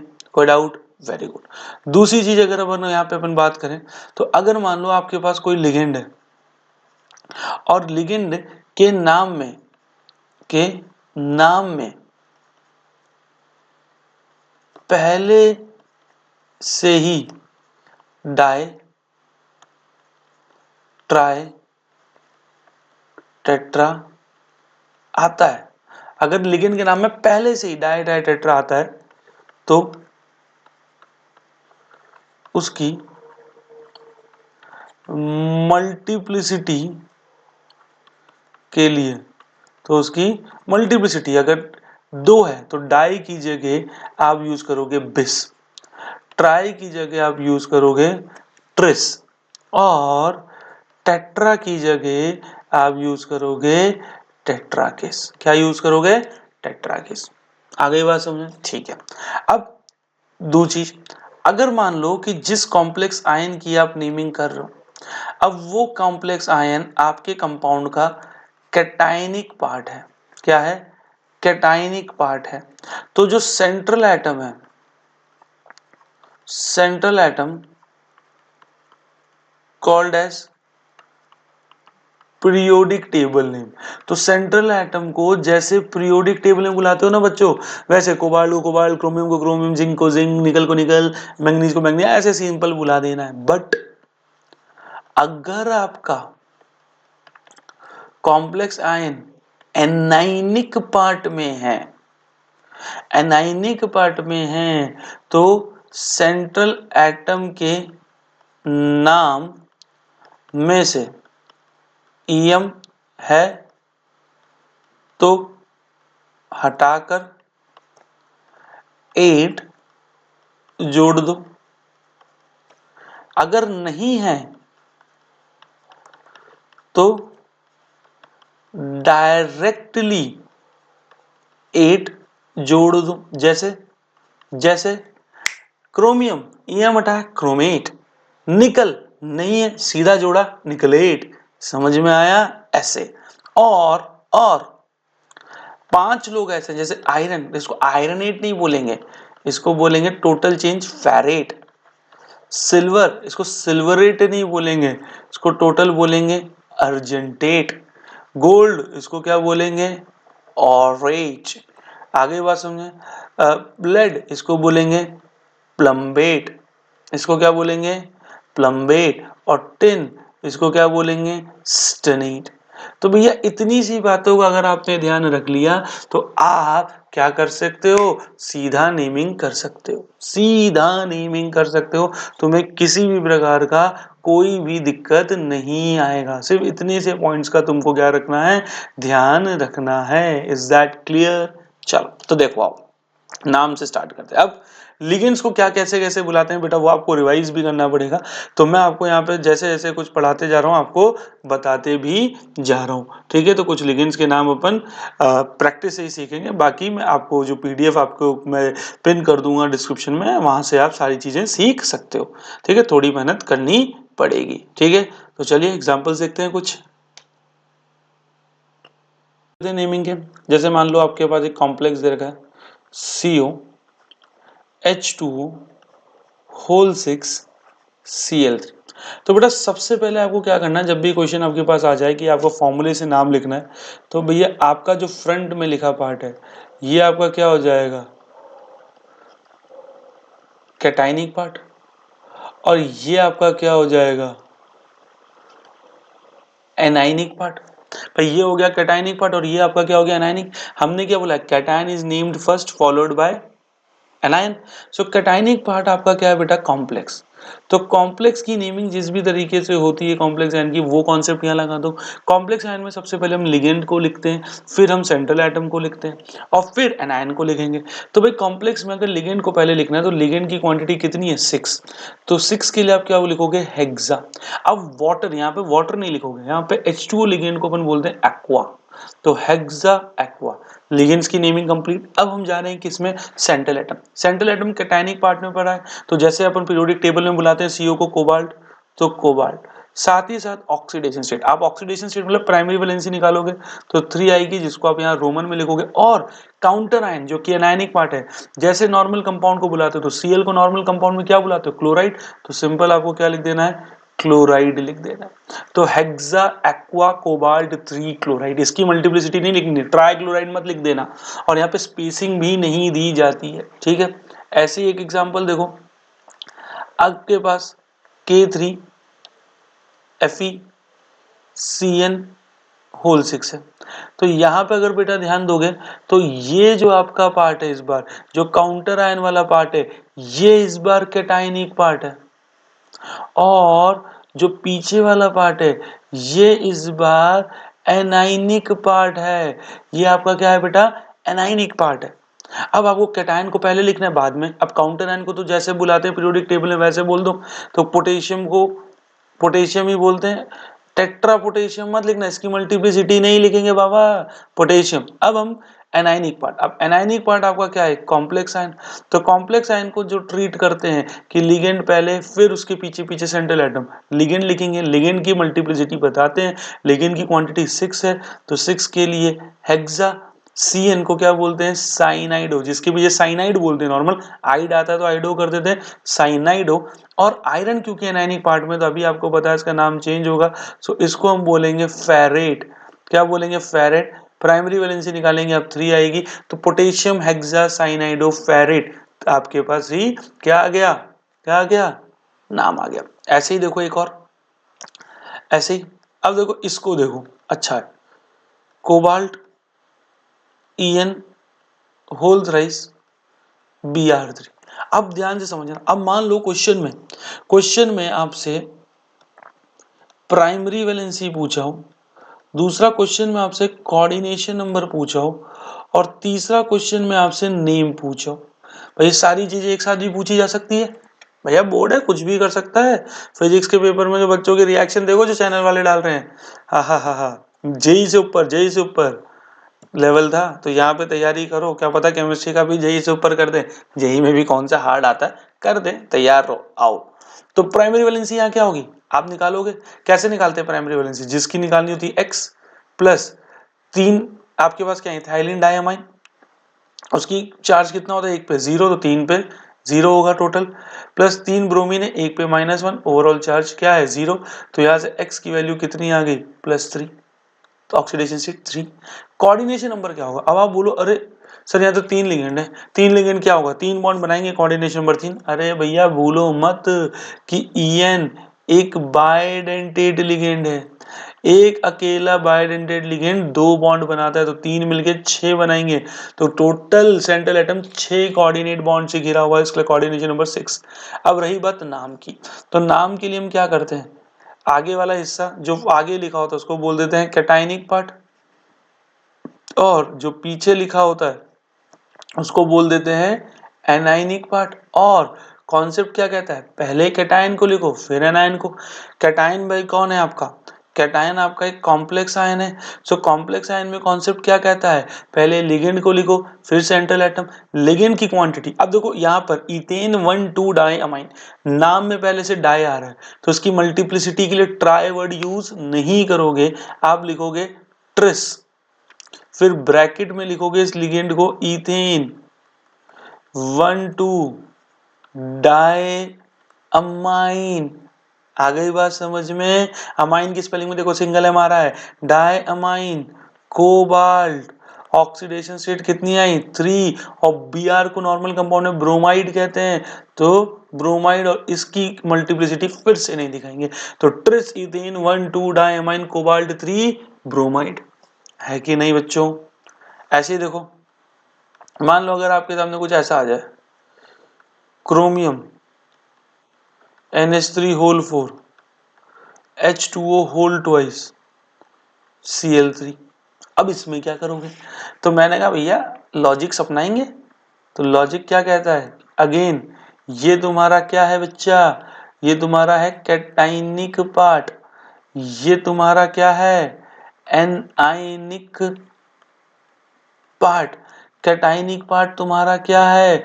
एक काम भाई बोर्ड में इसे मार्क नहीं करना, पर हाँ कर भी लोगे रफ में तो तुम्हारा ही काम आसान होगा, सामने वाले को समझ में आएगा। भैया बोर्ड में ध्यान रखना, जितना एग्जामिनर को क्लियरली समझ में आएगा उतना तुम्हारे मार्क्स बनेंगे, ठीक है। तो यहाँ पर अपन क्या बात करेंगे? अब कॉम्प्लेक्स कैटाइन को पहले लिखना है। अब देखो ध्यान से समझना, NH3 को अपन बोलते हैं अमाइन, तो इस अमाइन की स्पेलिंग में डबल एम आता है। अगर यही NH2 के फॉर्म में है तो सिंगल अमाइन, अमाइन की स्पेलिंग में सिंगल एम आएगा। A for amine. और यहाँ पे वाटर को भी अपन क्या कहते हैं? एक्वा। अब आप बोलोगे सर दोनों ही ए से स्टार्ट हो रहे हैं, तो भैया रोल नंबर में ए के बाद ए, तो ए के बाद जो नेक्स्ट लेटर है उसका अल्फाबेटिकल ऑर्डर, एम पहले आता है क्यू से। तो अब इसकी मल्टीप्लिसिटी कितनी है? 4। तो क्या लिखूंगा? Tetra amine di aqua. Central atom को पीरियोडिक टेबल के नाम से बुलाओ क्योंकि वो कैटायनिक पार्ट में क्रोमियम। ऑक्सीडेशन स्टेट निकालूंगा फिर से 3 chloride. So tetramine di aqua chromium 3 chloride. देखो क्या नाम लिख दिया, झटपट झटपट झटपट नाम लिख दिया। आया समझ में कि नहीं आया? ऐसे ही मान लो अगर आपके पास है निकल कार्बोनिल 4, तो अब यहाँ पे देखो कुछ भी नहीं है, तो यही मेरी मेन फर्स्ट पार्ट है, इसी का नाम कॉम्प्लेक्स के फॉर्म में लिख दो। तो भैया 4 के लिए क्या लिख दोगे? टेट्रा। सीओ, सीओ यहाँ कोबाल्ट नहीं, कार्बन मोनोऑक्साइड, इसको बुलाते हैं कार्बोनिल। और निकल, अब आप एक चीज देखो बेटा, कार्बोनिल पे कोई चार्ज नहीं होता, तो अगर निकल का चार्ज x मान लो, +4 कार्बोनिल, हर का चार्ज 0, ओवरऑल 0, तो यहाँ पे ऑक्सीडेशन स्टेट 0 आ गई। और अगर कभी ऑक्सीडेशन स्टेट 0 है घबराना मत, 0 हो सकती है। तो जितने भी आपके कार्बोनिल्स होते हैं, टेट्रा कार्बोनिल, पेंटा कार्बोनिल्स, हमेशा वहां पे ऑक्सीडेशन स्टेट मोस्टली 0 ही होगी। तो आई होप आपको बेटा ये जो एग्जाम्पल्स मैंने दिए हैं सामने, इससे आपको नेमिंग कैसे करनी है समझ में आई होगी, ठीक है। बाइडेंटेड लिगेंड इन सबको याद रखने का मकसद क्या है? कोऑर्डिनेशन नंबर एक्यूरेट आप कलेक्ट करते हो। अब इसी के बाद अपन आगे बढ़ते हैं, तो जो नेक्स्ट टॉपिक आता है वो ये आता है कि हम IUPAC नेम से फॉर्मूला कैसे बनाए। क्योंकि हमारे पास जो सबसे बड़ी दिक्कत वो ये कि हम जब भी काउंटर आयन लिखते हैं उसकी मल्टीप्लिसिटी शो नहीं करते। काउंटर आयन लिखते हैं तो उसकी मल्टीप्लिसिटी तो कैसे करेंगे? तो मान लो मेरे पास एक नाम, एक क्वेश्चन ले लेता हूं कि मेरे पास है penta ammine nitrito N cobalt 3 chloride. अब भैया इसका फॉर्मूला क्या हुआ? तो देखो मैंने जैसे देखा कोबाल्ट, जैसे पीरियोडिक टेबल वाला नाम, तो मैंने कहा ये आगे कौन होता है? लिगेंड। फिर कौन आता है? Central atom. सेंट्रल एटम को पीरियोडिक टेबल वाले नाम से बुला रहे हो, इसका मतलब ये सब मिलके एक कैटाइनिक पार्ट की तरह बिहेव कर रहे हैं। और जो मेरा कैटाइनिक पार्ट है वो अपने आप में कॉम्प्लेक्स है, इसका मतलब क्लोराइड वाला जो हिस्सा हो गया ये मेरा एनाइनिक पार्ट हो गया। तो बेटा यहाँ पर अगर मेरे को लिखना है तो कैसे करूंगा? देखो बहुत ध्यान से, कैटायनिक पार्ट कॉम्प्लेक्स है, बिग ब्रैकेट। अब बिग ब्रैकेट में भले ही लिगेंड पहले फिर को सेंट्रल एटम आता है, बट लिखते वक्त सेंट्रल एटम फिर लिगेंड कोबाल्ट। पेंटामाइन मतलब NH3 होल 5। नाइट्राइटो N का मतलब है कि आपका लिगेंड NO2 है बट बॉन्ड नाइट्रोजन से बन रहा है। अब क्लोराइड का सील, अब यहाँ पे ऐसे लिख के छोड़ दूं तो शायद गलत हो जाए, क्योंकि क्लोराइड की क्वांटिटी कितनी है भाई? आपको देखो यहाँ पे क्लोराइड 3 था बेटा, क्लोराइड 3 था, बट आपने लिखा सिर्फ क्लोराइड, मतलब लिखते वक्त मल्टीप्लिसिटी नहीं, फॉर्मूले में तो मल्टीप्लिसिटी दिखती है। तो यहाँ पर जिस तरीके से आप चार्ज बैलेंसिंग करके सेंट्रल एटम का ऑक्सीडेशन स्टेट, वैसे ही क्लोरीन का निकाल लो। तो मैंने कहा कोबाल्ट का कॉन्ट्रीब्यूशन देखो, ऑक्सीडेशन स्टेट 3 + 5, एक अमाइन 0, तो 5 के 5 0 देंगे। अब NO2 माइनस होता तो एक NO2 -1 का दे रहा है, प्लस x = 0। तो यहाँ से x की वैल्यू कितनी आ गई बेटा? -2। अब आप खुद सोचो, क्या एक क्लोरीन अकेला -2 ओवरऑल चार्ज दे सकता है? नहीं, क्लोरीन अकेला -1 देता है। सो -2 चार्ज देने के लिए कितने क्लोरीन होने चाहिए? 2। सो ये फॉर्मूला ऐसा दिखेगा। तो आई होप आपको नाम से फॉर्मूला बनाना ऐसे करोगे, प्रैक्टिस करो इसके जैसे और क्वेश्चंस की, आपको आराम से चीजें पता चल जाएगी। जैसे मान लो एक क्वेश्चन और ले लेते हैं, हेक्सा साइनाइडो फेरेट, या मैं इसको आगे से लिख देता हूं, पोटेशियम आगे है, पोटेशियम हेक्सा साइनाइडो फेरेट 2। अब भैया पोटेशियम हेक्सा, तो भाई फेरेट जैसे आया तो मैंने कहा इस बार कॉम्प्लेक्स क्या है? एनाइनिक। इसका मतलब पोटेशियम काउंटर पार्ट है, तो potassium bracket iron hexa cyanido CN whole. अब क्या पोटेशियम एक हो गया एक से ज्यादा? तो मैंने कहा देखते हैं। पोटेशियम का चार्ज x मान लो, आयरन का चार्ज 2 है, +6, एक CN पे -1, ओवरऑल चार्ज 0। तो x की वैल्यू कितनी आ गई? +4। क्या अकेला पोटेशियम +4 दे सकता है? नहीं दे सकता। अकेला पोटेशियम +4 नहीं दे सकता। एक पोटेशियम की वैलेंसी +1, तो +4 देने के लिए कितने पोटेशियम मांगता? 4 पोटेशियम मांगता। तो देखो इसका अभी आपने फॉर्मूले से नाम से फॉर्मूला बना दिया। सो अपन ने देखो बेटा फॉर्मूले से नाम और नाम से फॉर्मूला बनाना सीख लिया है। तो अब अपन जहां मूव करेंगे उसको बोलेंगे आइसोमेरिज्म। अब हम जिधर मूव करेंगे उसको बोलेंगे आइसोमेरिज्म। क्या बोलेंगे? आइसोमेरिज्म। अब ये आइसोमेरिज्म दो तरीके का होगा। एक होगा स्ट्रक्चरल आइसोमेरिज्म और दूसरा होगा स्टीरियो आइसोमेरिज्म। तो जो स्ट्रक्चरल आइसोमेरिज्म होता है वो 4 टाइप का होता है। एक होता है आपका सॉल्वेट आइसोमेरिज्म, दूसरा होता है कोऑर्डिनेशन आइसोमेरिज्म, तीसरा होता है आयोनाइजेशन आइसोमेरिज्म और चौथा होता है लिंकेज आइसोमेरिज्म। और स्टीरियो आइसोमेरिज्म 2 टाइप्स का होगा। एक जियोमेट्रिकल आइसोमेरिज्म, दूसरा होगा हमारा क्या होगा? दूसरा हमारा होगा ऑप्टिकल आइसोमेरिज्म। इतना होता है। तो चलिए स्टार्ट करते हैं सीधा। सबसे पहले आप क्या पढ़ना चाहेंगे बताइए, स्टीरियो या स्ट्रक्चरल? तो हमने कहा काम करते हैं, सबसे पहले पढ़ लेते हैं स्टीरियो आइसोमेरिज्म। ठीक है, इससे सवाल आएंगे ही आएंगे आइसोमेरिज्म वाले सेक्शन से। तो स्टीरियो आइसोमेरिज्म की अगर मैं बात करूं तो इसके अंदर सबसे पहला होता है बेटा जियोमेट्रिकल आइसोमेरिज्म। अब भैया हमारे पास जो सबसे ज्यादा कॉम्प्लेक्स या सवाल बनते हैं वो 2 कॉम्प्लेक्स से बनते हैं, एक जिनका कोऑर्डिनेशन नंबर 4 और एक जिनका कोऑर्डिनेशन नंबर 6। तो मैंने कहा काम करते हैं कि भैया ऐसे कॉम्प्लेक्स जिनका कोऑर्डिनेशन नंबर 4 हो उनका जियोमेट्रिकल आइसोमेरिज्म क्या होगा, कैसे होगा? तो मैंने कहा कोऑर्डिनेशन नंबर 4 होगा तो बेटा 2 ज्योमेट्री पॉसिबल है, एक टेट्राहेड्रल और एक स्क्वायर प्लेनर।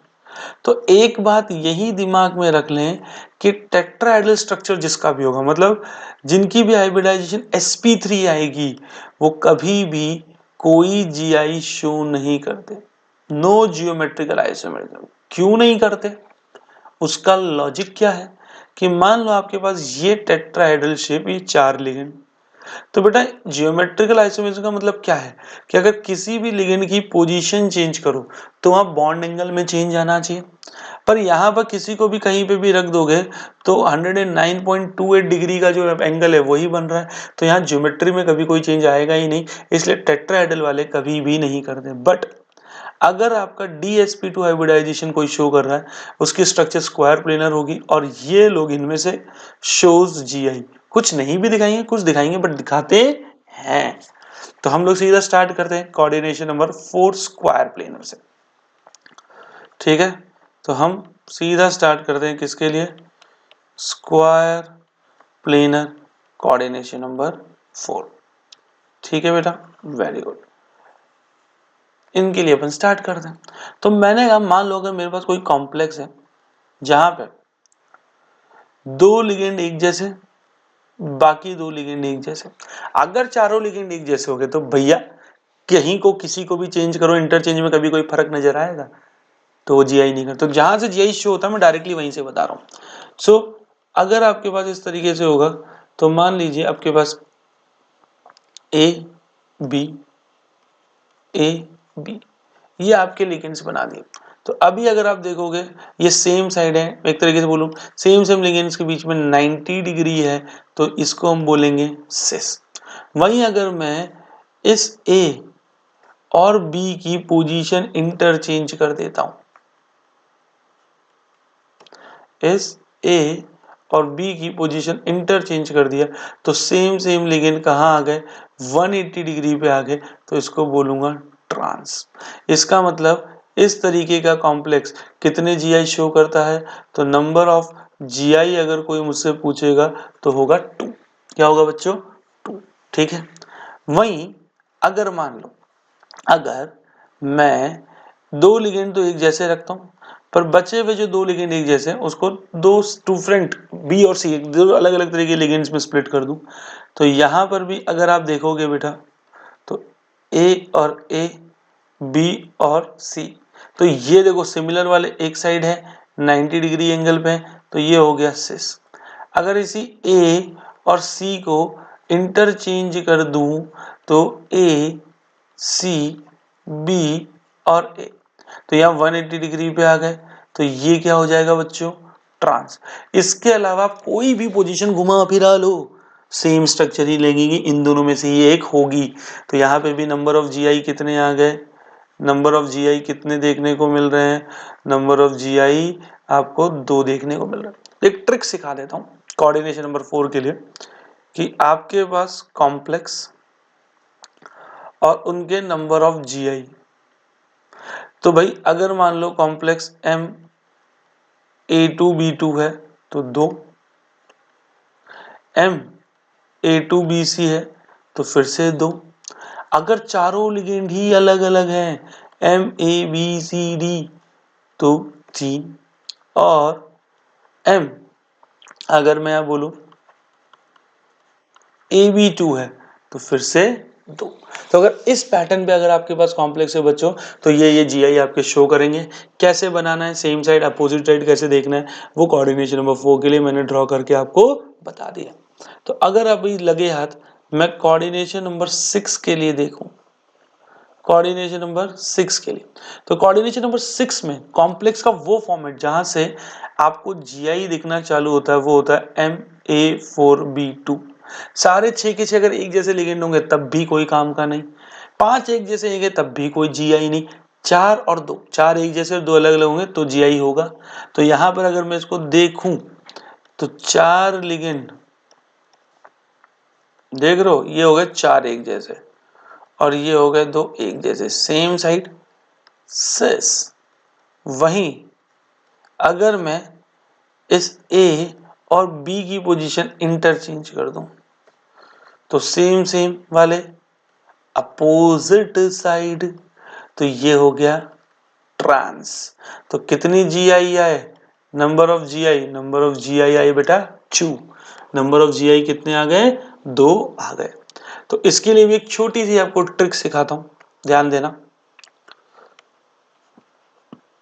कॉम्प्लेक्स और नंबर ऑफ GI अगर कोऑर्डिनेशन नंबर वो है, सो मैं पूरा ऐसे लिख रहा हूं MA4B2 Ma4 BC, Ma3B3, Ma3B2C, Ma3BCD, Ma2B2C2, Ma2B2CD, Ma2BCDE। देखो मैं लिगेंड्स चेंज करता जा रहा हूँ, MABCDEF। तो बेटा अगर जब इस तरीके का था तो GI आप ध्यान रखो, टॉप 3 पोजीशन में दो दो, फिर उसके बाद 2 क्या है गिनती, चलो 3 4 5, अब उसके बाद 5 के बाद 6, यहाँ क्या होगा 5 और 4 9, 9 और 6 15। ठीक है, ऐसे ही अगर MAA2B2 तो GI कितने होंगे, 2 होंगे। ठीक है, M ऐसे करूं मैं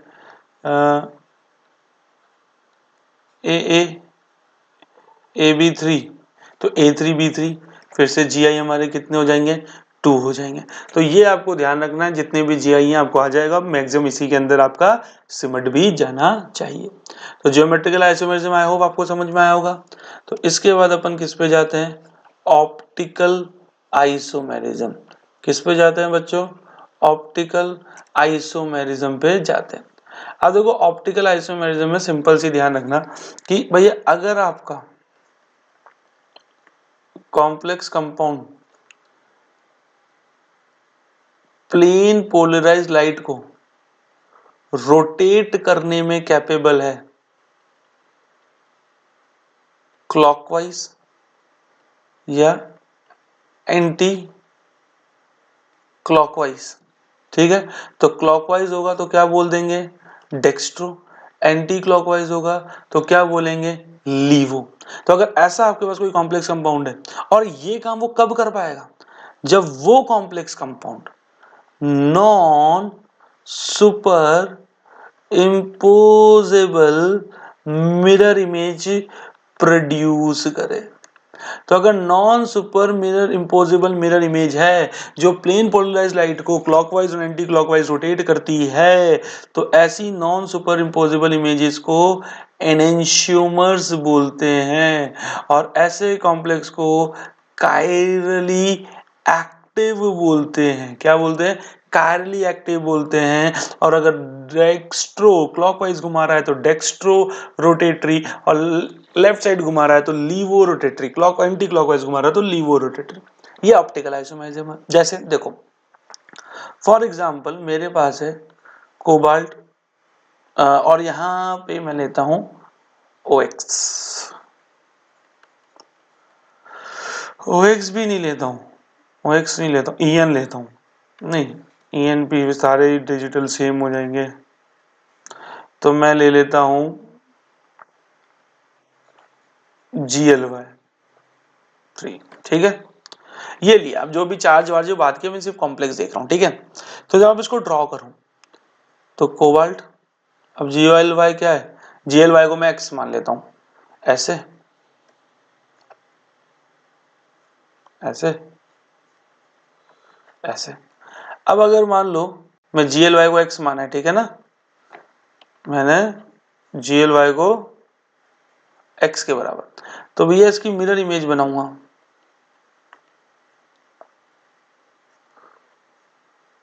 ये आई। तो अगर आप ध्यान से देखोगे तो नॉन सुपर इम्पोजेबल है, नॉन सुपर इम्पोजेबल है, तो ये क्या है, ऑप्टिकली एक्टिव है। इसका मतलब ये दोनों स्ट्रक्चर्स को मैं एनेंशियोमर बोल सकता हूं। अगर ये एनेंशियोमर्स हैं तो ये कायरली एक्टिव भी होंगे। तो बेटा इस तरीके से हम लोग ऑप्टिकल आइसोमेरिज्म को क्या करते हैं, चेक करते हैं। क्या करते हैं, चेक करते हैं। जैसे मान लो आपसे बोले कि अमंग सिस क्या था, प्लैटिनम, सिस प्लैटिनम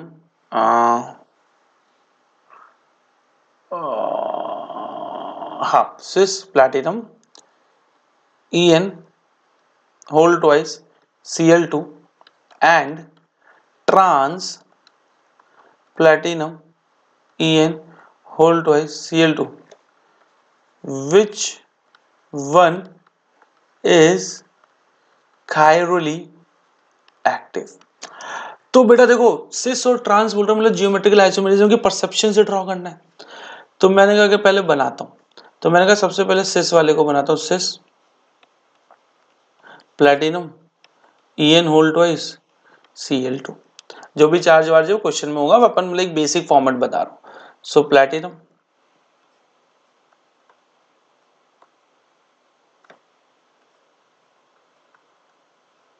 En हो गया, Cl और Cl सेम सेम साइड है, सिस। अब अगर मैं इसकी मिरर इमेज बनाऊं तो मिरर इमेज कैसी रहेगी?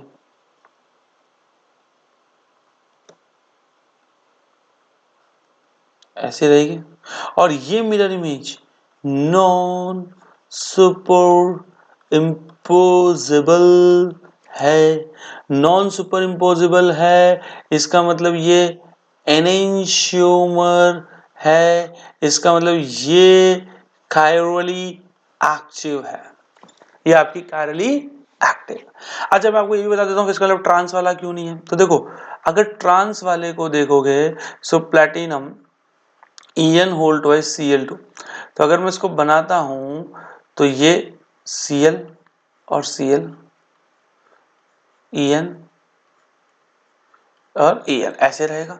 तो अगर बेटा इसकी मिरर इमेज बनाऊं तो ये जो मिरर इमेज होगी ये डिट्टो सेम होगी, मतलब ये इम्पोजिबल इन्होंने क्या बना दिया, तो ये ऑप्टिकली इनएक्टिव हो गया, ये ऑप्टिकली इनएक्टिव हो गया।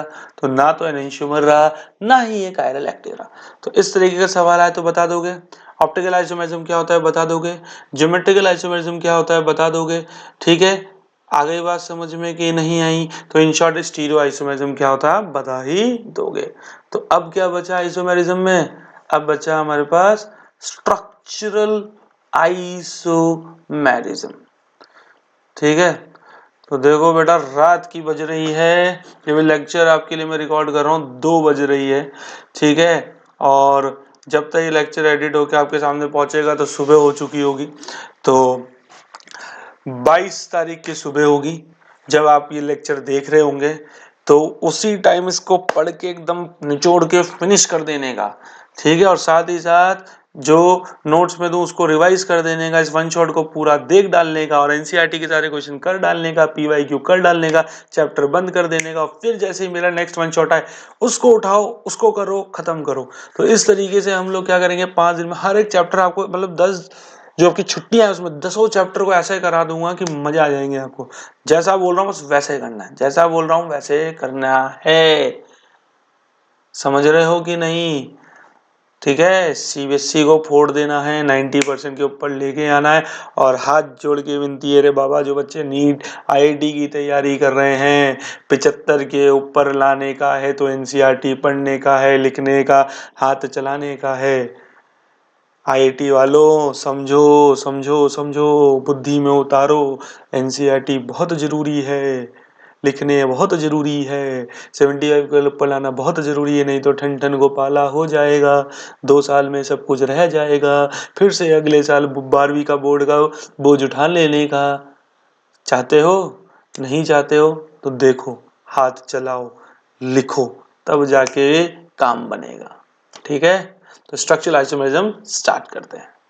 चलो, तो अब ऑप्टिकल आइसोमेरिज्म हो गया, तो स्ट्रक्चरल आइसोमेरिज्म की बारी।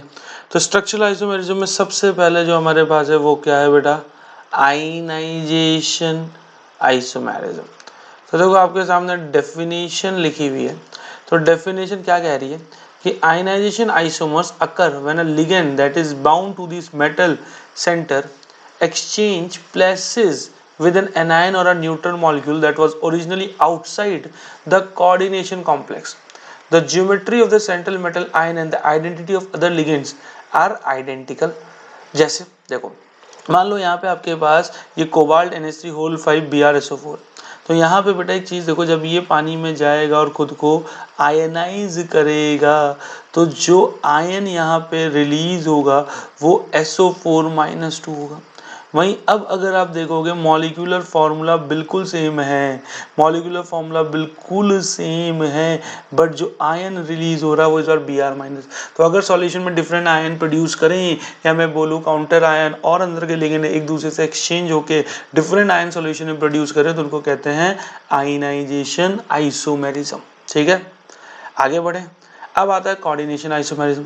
सो बेटा कोऑर्डिनेशन आइसोमेरिज्म की अगर मैं सीधी सीधी बात करता हूँ तो देखो आपके सामने एक एग्जांपल लिखा हुआ है, zinc NH3 whole 4 CuCl whole 4।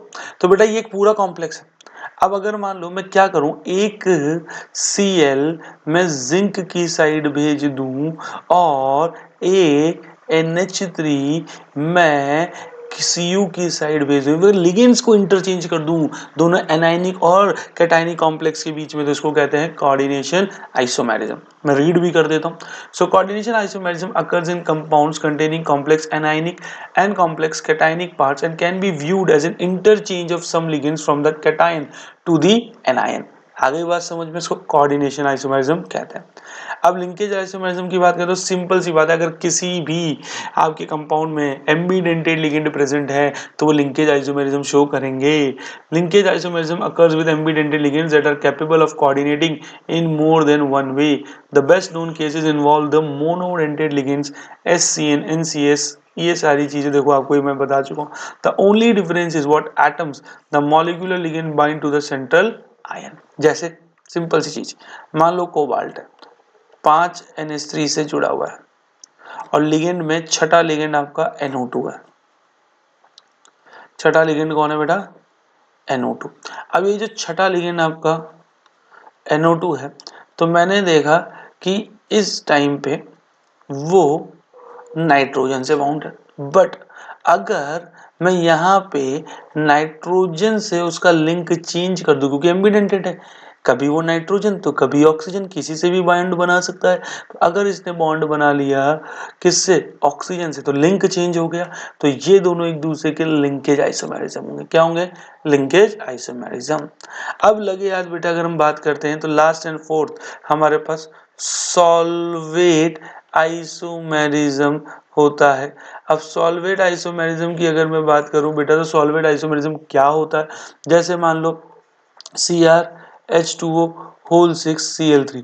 तो अगर मैं यहाँ पे वाटर ऑफ क्रिस्टलाइजेशन में अदला बदली कर दूं कि कुछ वाटर मॉलिक्यूल जो लिगेंड की तरह एक काउंटर आयन अंदर ले लूं, और अगर मैं एक water molecule as a water of crystallization की तरह बाहर पेश कर दूं, तो ये दोनों मेरे क्या कहलाएंगे? Solvate isomerism. क्या कहलाएंगे? Solvate isomerism. तो आई होप आपको कंप्लीट जो स्ट्रक्चरल आइसोमेरिज्म है वो समझ में आया होगा। सिंपल सा डेफिनेशन लिखनी आनी चाहिए, सबसे इंपॉर्टेंट इसमें लिंकेज आइसोमेरिज्म ही है। ठीक है, जो पहचानने को ऑप्शनल में और डेफिनेशन में पूछा जा सकता है।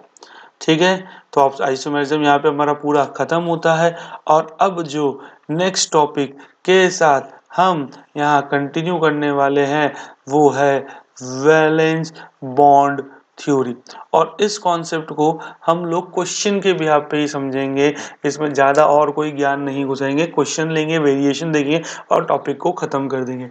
इसके बाद हमारा लास्ट टॉपिक CFT है, कलर क्यों शो करता है वही है, और आपका वन शॉट वीडियो ख़त्म हो जाएगा। ठीक है बच्चों, चलिए आगे बढ़ते। तो बच्चों वैलेंस बॉन्ड थ्योरी क्या कहती है?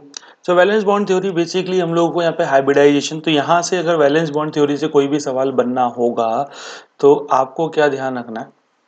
4 पार्ट का ध्यान रखना। एक कि बताओ हाइब्रिडाइजेशन क्या होगा, ठीक है। दूसरा, अगर हाइब्रिडाइजेशन निकल गया तो इसके रिस्पेक्ट में ज्योमेट्री क्या होगी। तीसरा आपसे बोलेगा कि भैया ये इनर और बाइटल कॉम्प्लेक्स है या आउटर और बाइटल कॉम्प्लेक्स है, जिसको अपन लो स्पिन कॉम्प्लेक्स या हाई स्पिन कॉम्प्लेक्स। और फिफ्थ, मैग्नेटिक नेचर क्या है, पैरामैग्नेटिक है या फिर डायामैग्नेटिक है। ये सारी चीजें आपसे पूछेगा। ठीक है, तो इस पे सवाल कैसा बनेगा, ठीक है, तो इसमें सवाल कैसा बनेगा, तो एक सवाल ही लेते हैं सीधा और उसी से ही मैं आपको बताता हूँ। तो जैसे मान लो कि आपके पास है कोबाल्ट F6-3, ये सारी बातें आपसे पूछ ली, तो वो करना क्या है, करोगे कैसे? तो सबसे पहले स्टेप वन है calculate oxidation state of cobalt. तो कोबाल्ट का ऑक्सीडेशन स्टेट जैसे निकालोगे यहाँ से +3 आएगा, तो वो क्या आ जाएगा, कोबाल्ट +3। स्टेप 2 क्या है आपका, राइट इलेक्ट्रॉनिक कॉन्फ़िगरेशन। तो कोबाल्ट +3 की इलेक्ट्रॉनिक कॉन्फ़िगरेशन क्या होगी, आर्गन 4s0 3d6 आनी चाहिए बेटा, लिखनी है, ये ले भी आओगे तो सब कुछ खत्म है। स्टेप 3 देखो, एकदम स्टेप वाइज चलना है। आप देखो लिगेंड कौन है, अब बेटा लिगेंड जो है वो यहाँ पे F- है, जो कि एक वीक फील्ड लिगेंड है। अब आप ये कैसे पहचानोगे कि सर कौन सा वीक कौन सा स्ट्रॉन्ग, तो NH3 CO CN- और EN, ये चार ही स्ट्रॉन्ग है, इनको छोड़ के अगर कोई भी आ जाता है तो वो सब आपका क्या होने वाला है, वीक होने वाला है, सब आपका वीक है। स्टेप 4 कि भाई कोऑर्डिनेशन नंबर क्या है, 6, तो कोऑर्डिनेशन नंबर 6 है, इसका मतलब हाइब्रिड ऑर्बिटल रिक्वायर्ड वो भी कितना होगा, 6 ही होगा। अब ठीक है, तो मैंने कहा यार एक काम करता हूँ, जो 3d6 है इसको ड्रॉ करता हूँ, ठीक है, तो 1 2 3d6 ड्रॉ किया, इसमें इलेक्ट्रॉन डाल दिए, 1 2 3 4 5 और 6, 4s0, फिर उसके बाद 4p, ध्यान रख लो सीधा ऐसे ही करना है, और फिर 4d बना दो। तो आपने क्या क्या बनाया, 3d बनाया, 4s बनाया, 4p बनाया और 4d बनाया। अब आपको एक बात बताओ, वीक फील्ड लिगेंड है, तो वीक फील्ड लिगेंड के बारे में क्या बताया, नो फोर्सफुल पेयरिंग। अब फोर्सफुल पेयरिंग कैसे होती है वो स्ट्रॉन्ग के केस में मैं आपको समझा दूंगा, ठीक है। तो जैसे आपने देखा कि यहाँ पे यार कोई फोर्सफुल पेयरिंग नहीं होगी, ठीक है, इसका मतलब ये लोग जैसे वैसे रहेंगे, तो मुझे 6 घर चाहिए, तो 1s 3p और 2d को मैं ले लूंगा, तो मैं क्या बोलूंगा, 1s orbital, 3p orbital and 2d orbital are intermixed are intermixed to give 6sp3d2। भाई जो आपने ऑर्बिटल लिया उसके हिसाब से यही हाइब्रिडाइजेशन आएगा, 6sp3d2 हाइब्रिड ऑर्बिटल, ठीक है। sp3d2 कैसे बोला, एक s 3p और 2d लिए हैं, इसलिए sp3d2। तो जैसे ही आपके पास sp3d2 हाइब्रिड ऑर्बिटल आ गए, तो आपने 3d6 जैसे था उसको वैसे का वैसा ही रहने दिया, और जो 6 sp3d2 हाइब्रिड ऑर्बिटल बने हैं, 1 2 3 4 5 6, इसके अंदर लिगेंड से आने वाले इलेक्ट्रॉन पेयर को आपने इस तरीके से एडजस्ट कर दिया। तो यही आपका क्या हो गया, सब कुछ काम यहाँ पे हो गया। तो अगर आपसे पूछा जाए कि बताओ हाइब्रिडाइजेशन क्या था, तो आप बोलोगे sp3d2। आपसे पूछा जाए ज्योमेट्री क्या है, तो आप बोलोगे ऑक्टा हाइड्रल ज्योमेट्री। अच्छा, कौन सा कॉम्प्लेक्स है, देखो अंदर वाला डी ऑर्बिटल यूज हुआ हाइब्रिडाइजेशन है, बाहर वाला, इसलिए आउटर ऑर्बिटल कॉम्प्लेक्स। और जब भी आउटर ऑर्बिटल कॉम्प्लेक्स होगा, सबसे ज्यादा सबसे ज्यादा हमारे पास प्रोबेबिलिटी होगी हाई स्पिन कॉम्प्लेक्स की, तो ये एक हाई स्पिन कॉम्प्लेक्स होगा। ये क्या होगा बेटे, हाई स्पिन कॉम्प्लेक्स होगा। दूसरी चीज अनपेयर्ड इलेक्ट्रॉन्स है, तो ये क्या होगा, पैरामैग्नेटिक। अनपेयर्ड इलेक्ट्रॉन है तो ये क्या होगा, पैरामैग्नेटिक। तो देखो कितनी आसानी से हमने सारी चीजें बता दी कि नहीं। तो वही एक एग्जांपल मैं ऐसा भी ले लेता हूँ जहाँ स्ट्रॉन्ग फील्ड लिगेंड हो, तो मैं ले लेता हूँ CO CN होल 6-3। तो again step 1 calculate oxidation state of cobalt, that is cobalt +3। Step 2 electronic configuration. तो CO+3 की बेटा इलेक्ट्रॉनिक कॉन्फ़िगरेशन क्या होगी? Argon 4s0 3d6। स्टेप 3 आपका लिगेंड कौन है? तो लिगेंड है बेटा यहाँ CN-। स्ट्रॉन्ग फील्ड लिगेंड है। किसके लिए जाना जाता है? फोर्सफुल पेयरिंग के लिए जाना जाता है। फोर्सफुल पेयरिंग का मतलब ये होगा, जो भी d ऑर्बिटल में इलेक्ट्रॉन्स होंगे उनको आप पीछे की साइड धक्का देके मैक्सिमम पेयरिंग जो करा सकते हो करा दोगे। ठीक है। स्टेप 4 कोऑर्डिनेशन नंबर कितना है? 6। तो इससे पता चलता है कि हाइब्रिड ऑर्बिटल कितने चाहिए? हाइब्रिड ऑर्बिटल भी 6 ही चाहिए। तो जैसे ही मैंने यहाँ पे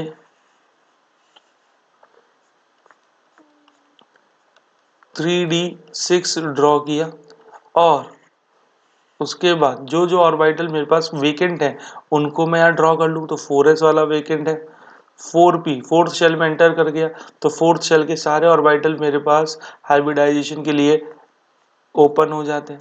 अब देखो यहाँ पर क्योंकि फोर्सफुल पेयरिंग होगी, तो फोर्सफुल पेयरिंग क्या कहती है? हुन्स रूल के हिसाब से जो आप इलेक्ट्रॉन फिलिंग करते हो उसको ब्रेक करा देता है। तो जितने भी पेयर्ड इलेक्ट्रॉन है सबको पीछे ढकेल के पेयरिंग कर दो। तो जैसे ही पेयरिंग करोगे तो ये 6 इलेक्ट्रॉन 3 ऑर्बिटल में रह जाएंगे और 2 ऑर्बिटल खाली मिल जाएंगे। 2 ऑर्बिटल यहाँ से खाली मिले, चाहिए कितने टोटल? 6। एक s का ले लिया और 3 p का। अब पीछे वाला d मेरा काम नहीं आ रहा, कोई बात नहीं, तो यही ऑर्बिटल क्या होंगे? Intermix and will give 6। अब देखो डी से चालू हो रहा है, 2d d2 1s 3p d2 sp3 hybrid orbital. आ गई बात समझ में? तो अगर मुझे इसको अलग से ड्रॉ करना है तो मैं जो फोर्सफुल पेयरिंग वाले ऑर्बिटल को अलग कर देता हूँ। 6 हाइब्रिड ऑर्बिटल, इनको मैं इस तरीके से अलग कर लेता हूँ। आ गई बात समझ में कि नहीं? तो अब अगर मेरे को hybridisation d2 sp3 structure octahedral, बेटा आप तो ढंग से लिखोगे, ठीक है, मैंने ऊपर वाले क्वेश्चन में इसलिए ढंग से बता दिया। ऑक्टाहेड्रल, उसके बाद इनर वाला डी यूज हुआ है तो इनर और डी ऑर्बिटल, तो इनर डी ऑर्बिटल कॉम्प्लेक्स है तो वो हमेशा आपको लो स्पिन, वहां पे आपको सबसे कम पेयर्ड इलेक्ट्रॉन देखने को मिलेंगे, तो वो एक लो स्पिन कॉम्प्लेक्स होगा। और क्योंकि कोई अनपेयर्ड इलेक्ट्रॉन नहीं है तो ये क्या है? डायामैग्नेटिक। क्या है? डायामैग्नेटिक। तो बस ये गिने चुने रूल्स फॉलो करने और आपके पास ये सारे सवालों का जवाब आ जाएगा, और इतना सही वैलेंस बॉन्ड थ्योरी कहती है। समझ में आया कि नहीं आया? पक्की बात? चलो, now let's moving on to last part of this chapter, that is crystal field theory. अब क्रिस्टल फील्ड थ्योरी ये कहती है कि आपका जो मेटल और लिगेंड का बॉन्ड है वो कैसा है? आयोनिक। ये कहती है कि मेटल और लिगेंड का जो बॉन्ड है वो प्योरली आयनिक है, मतलब इनके बीच में इलेक्ट्रोस्टैटिक फोर्स ऑफ अट्रैक्शन लग रहा है। अब अगर इलेक्ट्रोस्टैटिक फोर्स ऑफ अट्रैक्शन लगना है तो इसीलिए मेटल को हम लोग पॉजिटिव पॉइंट डाइपोल की तरह यहाँ पे ट्रीट करते हैं। और जो लिगेंड्स हैं, तो लिगेंड हमारे दो प्रकार के होंगे, कुछ लिगेंड होंगे हमारे न्यूट्रल और कुछ लिगेंड्स होंगे एनायन। तो इनको अपन कहते हैं पार्शियल नेगेटिव डाइपोल, और इस एनायंस को बोलते हैं पॉइंट नेगेटिव डाइपोल। क्या बोलते हैं? Point negative dipole. तो इस तरीके से पॉजिटिव चार्ज और नेगेटिव चार्ज का हम इनको ट्रीटमेंट देते हैं और इनके बीच की अट्रैक्शन एक इलेक्ट्रोस्टैटिक फोर्स ऑफ अट्रैक्शन को बनाएगा, और उसी को यहाँ पढ़ना है। अब यहाँ से सवाल क्या बनेगा, हम सीधा उस पे चलते हैं। तो सवाल आपसे ये बन सकता है कि वो आपसे ये पूछ सकते हैं कि भाई हमें ना ऑक्टाहेड्रल क्रिस्टल फील्ड स्प्लिटिंग होती कैसे है, आप तो ये बताओ कि ऑक्टाहेड्रल क्रिस्टल फील्ड स्प्लिटिंग कैसे होती है। तो उसके लिए बहुत सिंपल सा आपको ये करना है, आप क्या करिए, 5 जो डी जनरेट डी ऑर्बिटल्स है उसको बनाइए। ठीक है, तो ये आपके पास क्या है? Isolated metal atom slash ion है, और ये अभी आपके पास डीजेनरेट ऑर्बिटल, मतलब पांचों ऑर्बिटल की एनर्जी डिट्टो सेम है। तो बोला ही जाता है कि अभी इन पांचों ये जो पांचों ऑर्बिटल है ये अलग अलग दिशाओं में फैले हुए हैं, ठीक है, सारे मतलब एक्सिस पे, between the axis her orbital, in orbitals की प्रेजेंस है। तो जो लिगेंड है ये मान के चल रहे हैं अभी सब दिशाओं से आ रहा है, स्फेरिकली सिमेट्रिकल अप्रोच के साथ आ रहा है। तो ये ऑर्बिटल लिगेंड को एक्सेप्ट करने के लिए अपना एक एवरेज एनर्जी लेवल बढ़ा लेते हैं। समझ में आ गई, अपनी एक एवरेज एनर्जी लेवल को बढ़ा लेते हैं। तो मैं बोलूंगा average energy of 3D orbital increases, average energy of 3D orbital increases, ठीक है, when ligand approaches spherical symmetrically। तो स्फेरिकल सिमेट्रिकली से अगर लिगेंड अगर अप्रोच कर रहा है तो सबने अपनी एवरेज बढ़ा ली। But octahedral crystal field splitting में क्या होता है कि भैया लिगेंड जो होते हैं अप्रोचेस थ्रू एक्सिस, सिर्फ एक्सिस से ही आ रहे हैं। अब एक्सिस पे कौन मिला उनको, एक्सिस पे दो एक्सिस वाले ऑर्बिटल मिले, डी जेड स्क्वायर और D X square Y square. तो इनके साथ तो लिगेंड क्योंकि इनके सामने ही आ गए तो मैक्सिमम रिपल्शन देगा। बट जो बिटवीन दी एक्सिस वाले लोग हैं, D X Y, D Y Z, D X Z, इनके साथ तो मिनिमम रिपल्शन होगा। तो हुआ क्या कि तीन लोगों ने बोला भैया तुम्हारे सामने आ रहे तो तुम अपनी एनर्जी बढ़ाओ ना, इनको एक्सेप्ट करने, हमारे फोकट क्यों एनर्जी बढ़वा रहे हो।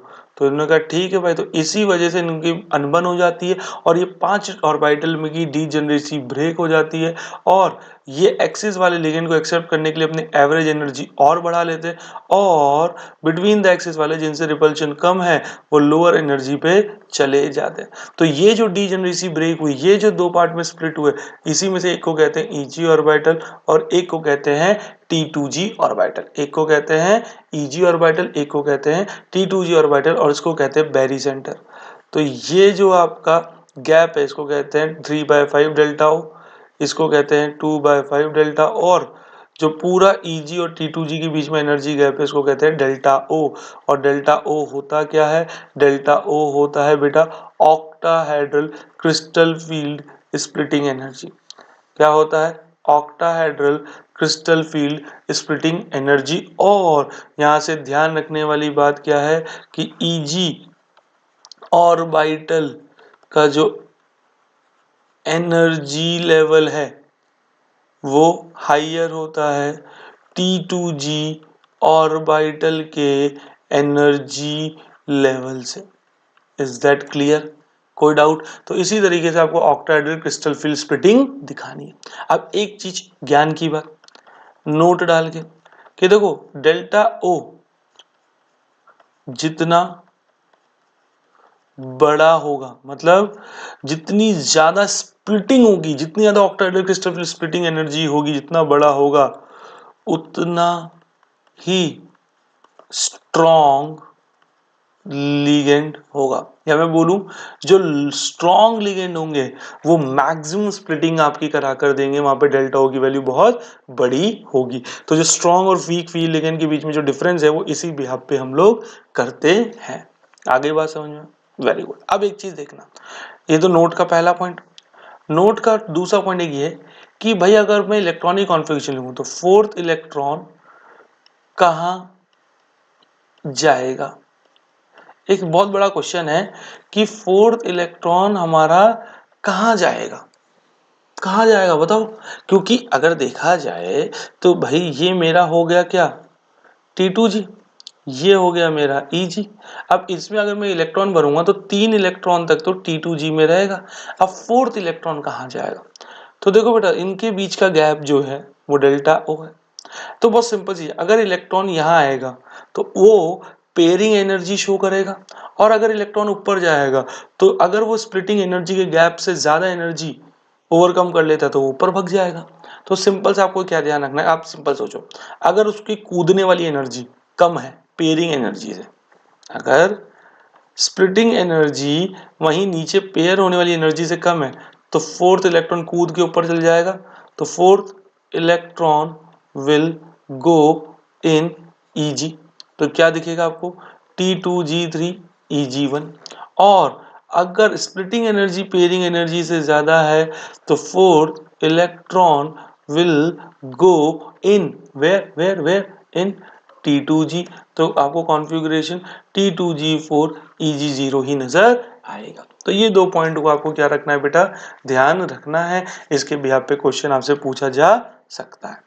अब देखो इसके बाद जब ऑक्टाहेड्रल क्रिस्टल फील्ड स्प्लिटिंग हो गई तो आपके पास आता है टेट्राहेड्रल क्रिस्टल फील्ड स्प्लिटिंग।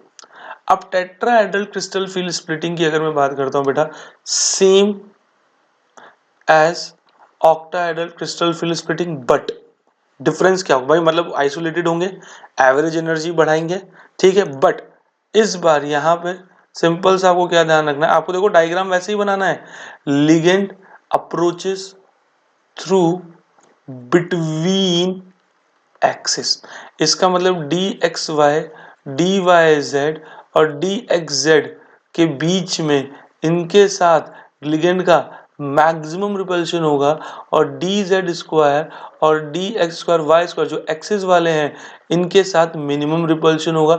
तो इस बार जो स्प्लिटिंग होगी उसमें उल्टा हो जाएगा, उसमें ये हो जाएगा कि 3 ऑर्बिटल ऊपर चल जाएंगे, 2 ऑर्बिटल नीचे आ जाएंगे, बीच में क्या रहेगा, बैरी सेंटर रहेगा। इसलिए अब इसको बोलते हैं T2, जी स्क्रिप्ट हम लोग हटा देते हैं और इसको बोलते हैं E।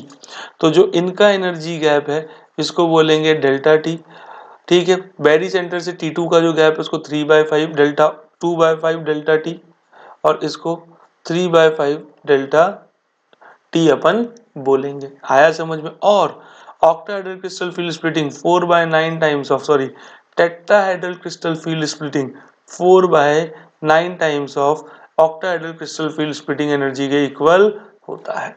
Is that clear?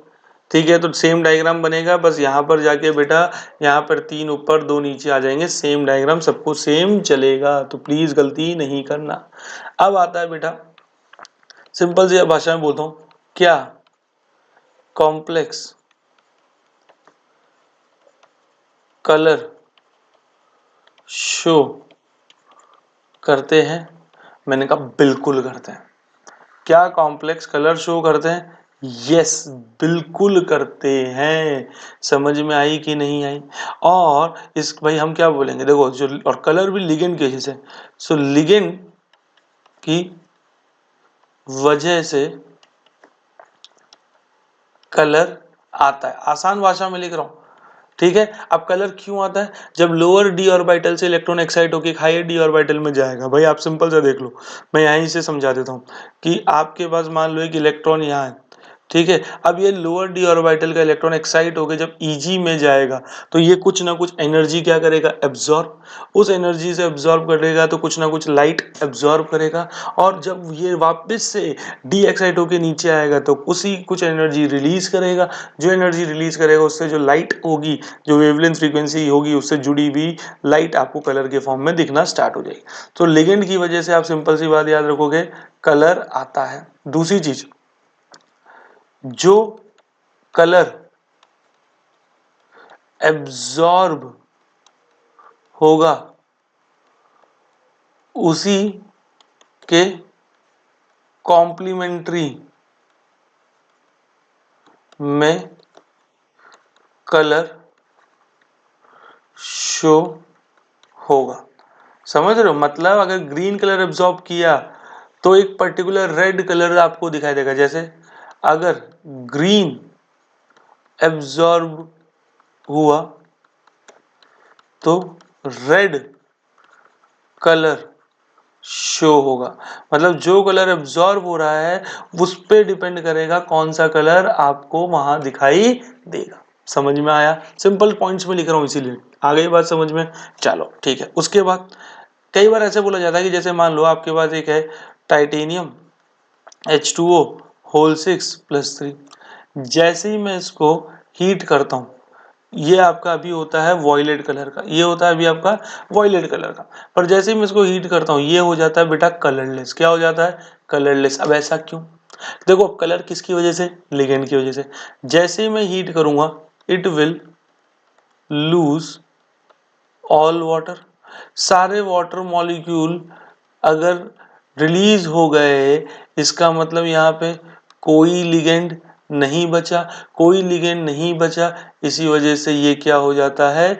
Colourless. क्या हो जाता है बच्चों? कलरलेस हो जाता है। अब आप एनसीईआरटी खोलोगे तो वहां पर आपको निकल के एक सॉल्यूशन में अगर मैं इथेन 1,2-डाइमाइन की कॉन्सेंट्रेशन बढ़ाता जाता हूँ, कॉम्प्लेक्स के अंदर उसका नंबर बढ़ाता जाता हूँ, तो कैसे कैसे कलर में वेरिएशन आता है, क्योंकि लिगेंड की क्वांटिटी पे भी डिपेंड करेगा, वो आपको वहां से देखना है। तो इसी के साथ बेटा आपका ये जो वन शॉट है वो पूरा खत्म होता है। ठीक है, इसके अंदर जो क्वेश्चंस आ सकते हैं, कहाँ से आ सकते हैं, कैसे बनाना है, primary valency, secondary valency, denticity, monodentate, naming कैसे करनी है, लिंकेज आइसोमेरिज्म क्या होता है, कोऑर्डिनेशन आइसोमेरिज्म, आयनाइजेशन आइसोमेरिज्म क्या होता है, ठीक है, ऑप्टिकल आइसोमर क्या होते हैं, ठीक है, और आपके जियोमेट्रिकल आइसोमर क्या होते हैं, कौन दिखाता है कौन नहीं दिखाता है, नेमिंग कैसे करनी है, नाम से फॉर्मूला, फॉर्मूले से नाम, ठीक है। हाँ, ये सर्कुलेशन क्या होता है, एम्बीडेंटेड लिगेंड्स क्या होते हैं, पॉलीडेंटेड, बाइडेंटेड क्या लिगेंड्स होते हैं, समझ में आ गई बात। कोऑर्डिनेशन, पॉलीहेड्रॉन क्या होता है, होमोलिप्टिक, हेटेरोलिप्टिक स्पीशीज क्या होती हैं, कैसे कैसे इंपॉर्टेंट टर्म्स होती हैं जिन जिन के बारे में आपको पता होना चाहिए। कभी भी अगर आपको कॉम्प्लेक्स का फॉर्मूला गेस करने को बोला जाए तो जितने मोल AgCl प्रेसिपिटेट हो रहे हैं उसके रिस्पेक्ट में कैसे आप गेस करोगे वो आपको पता है। प्राइमरी वैलेंसी, सेकेंडरी वैलेंसी क्या होती है, उसमें डिफरेंस क्या होता है, सबसे पहले अल्फ्रेड ने ये बातें बताई थी। डबल सॉल्ट कॉम्प्लेक्स कंपाउंड क्या होता है, एडिशन कंपाउंड क्या होता है, सारी चीजें हमने इस वन शॉट में कवर कर ली है। तो आई होप आपको ये पूरा सेक्शन जो हमने पढ़ा अभी तक अच्छे से समझ में आया होगा। ठीक है, तो प्लीज बच्चों इसको पूरा वन शॉट को अच्छे से रिवाइज करो, एनसीईआरटी PYQs के क्वेश्चन लगाना स्टार्ट करो, और इसके बाद में एक पूरा कंबाइंड इंपॉर्टेंट क्वेश्चन इसका पूरा लेक्चर वो भी आपके लिए लेके कल तक वो भी आपको मिल जाएगा। तो सबसे पहले वन शॉट देखो, एनसीईआरटी पढ़ो, खुद से इसके क्वेश्चंस लगाओ, PYQs लगाओ, सिर्फ PYQs सैंपल पेपर में जितने भी इसके क्वेश्चन दे रखे हैं सब कुछ लगाओ। मैंने इन डेप्थ आपके सामने क्वेश्चंस चैप्टर का डिस्कशन कर लिया है। ठीक है बच्चों, पक्की बात। तो मिलते हैं फिर अपन नेक्स्ट चैप्टर के साथ। ठीक है, और इसी के साथ चा चा बाय बाय। ठीक है बच्चों।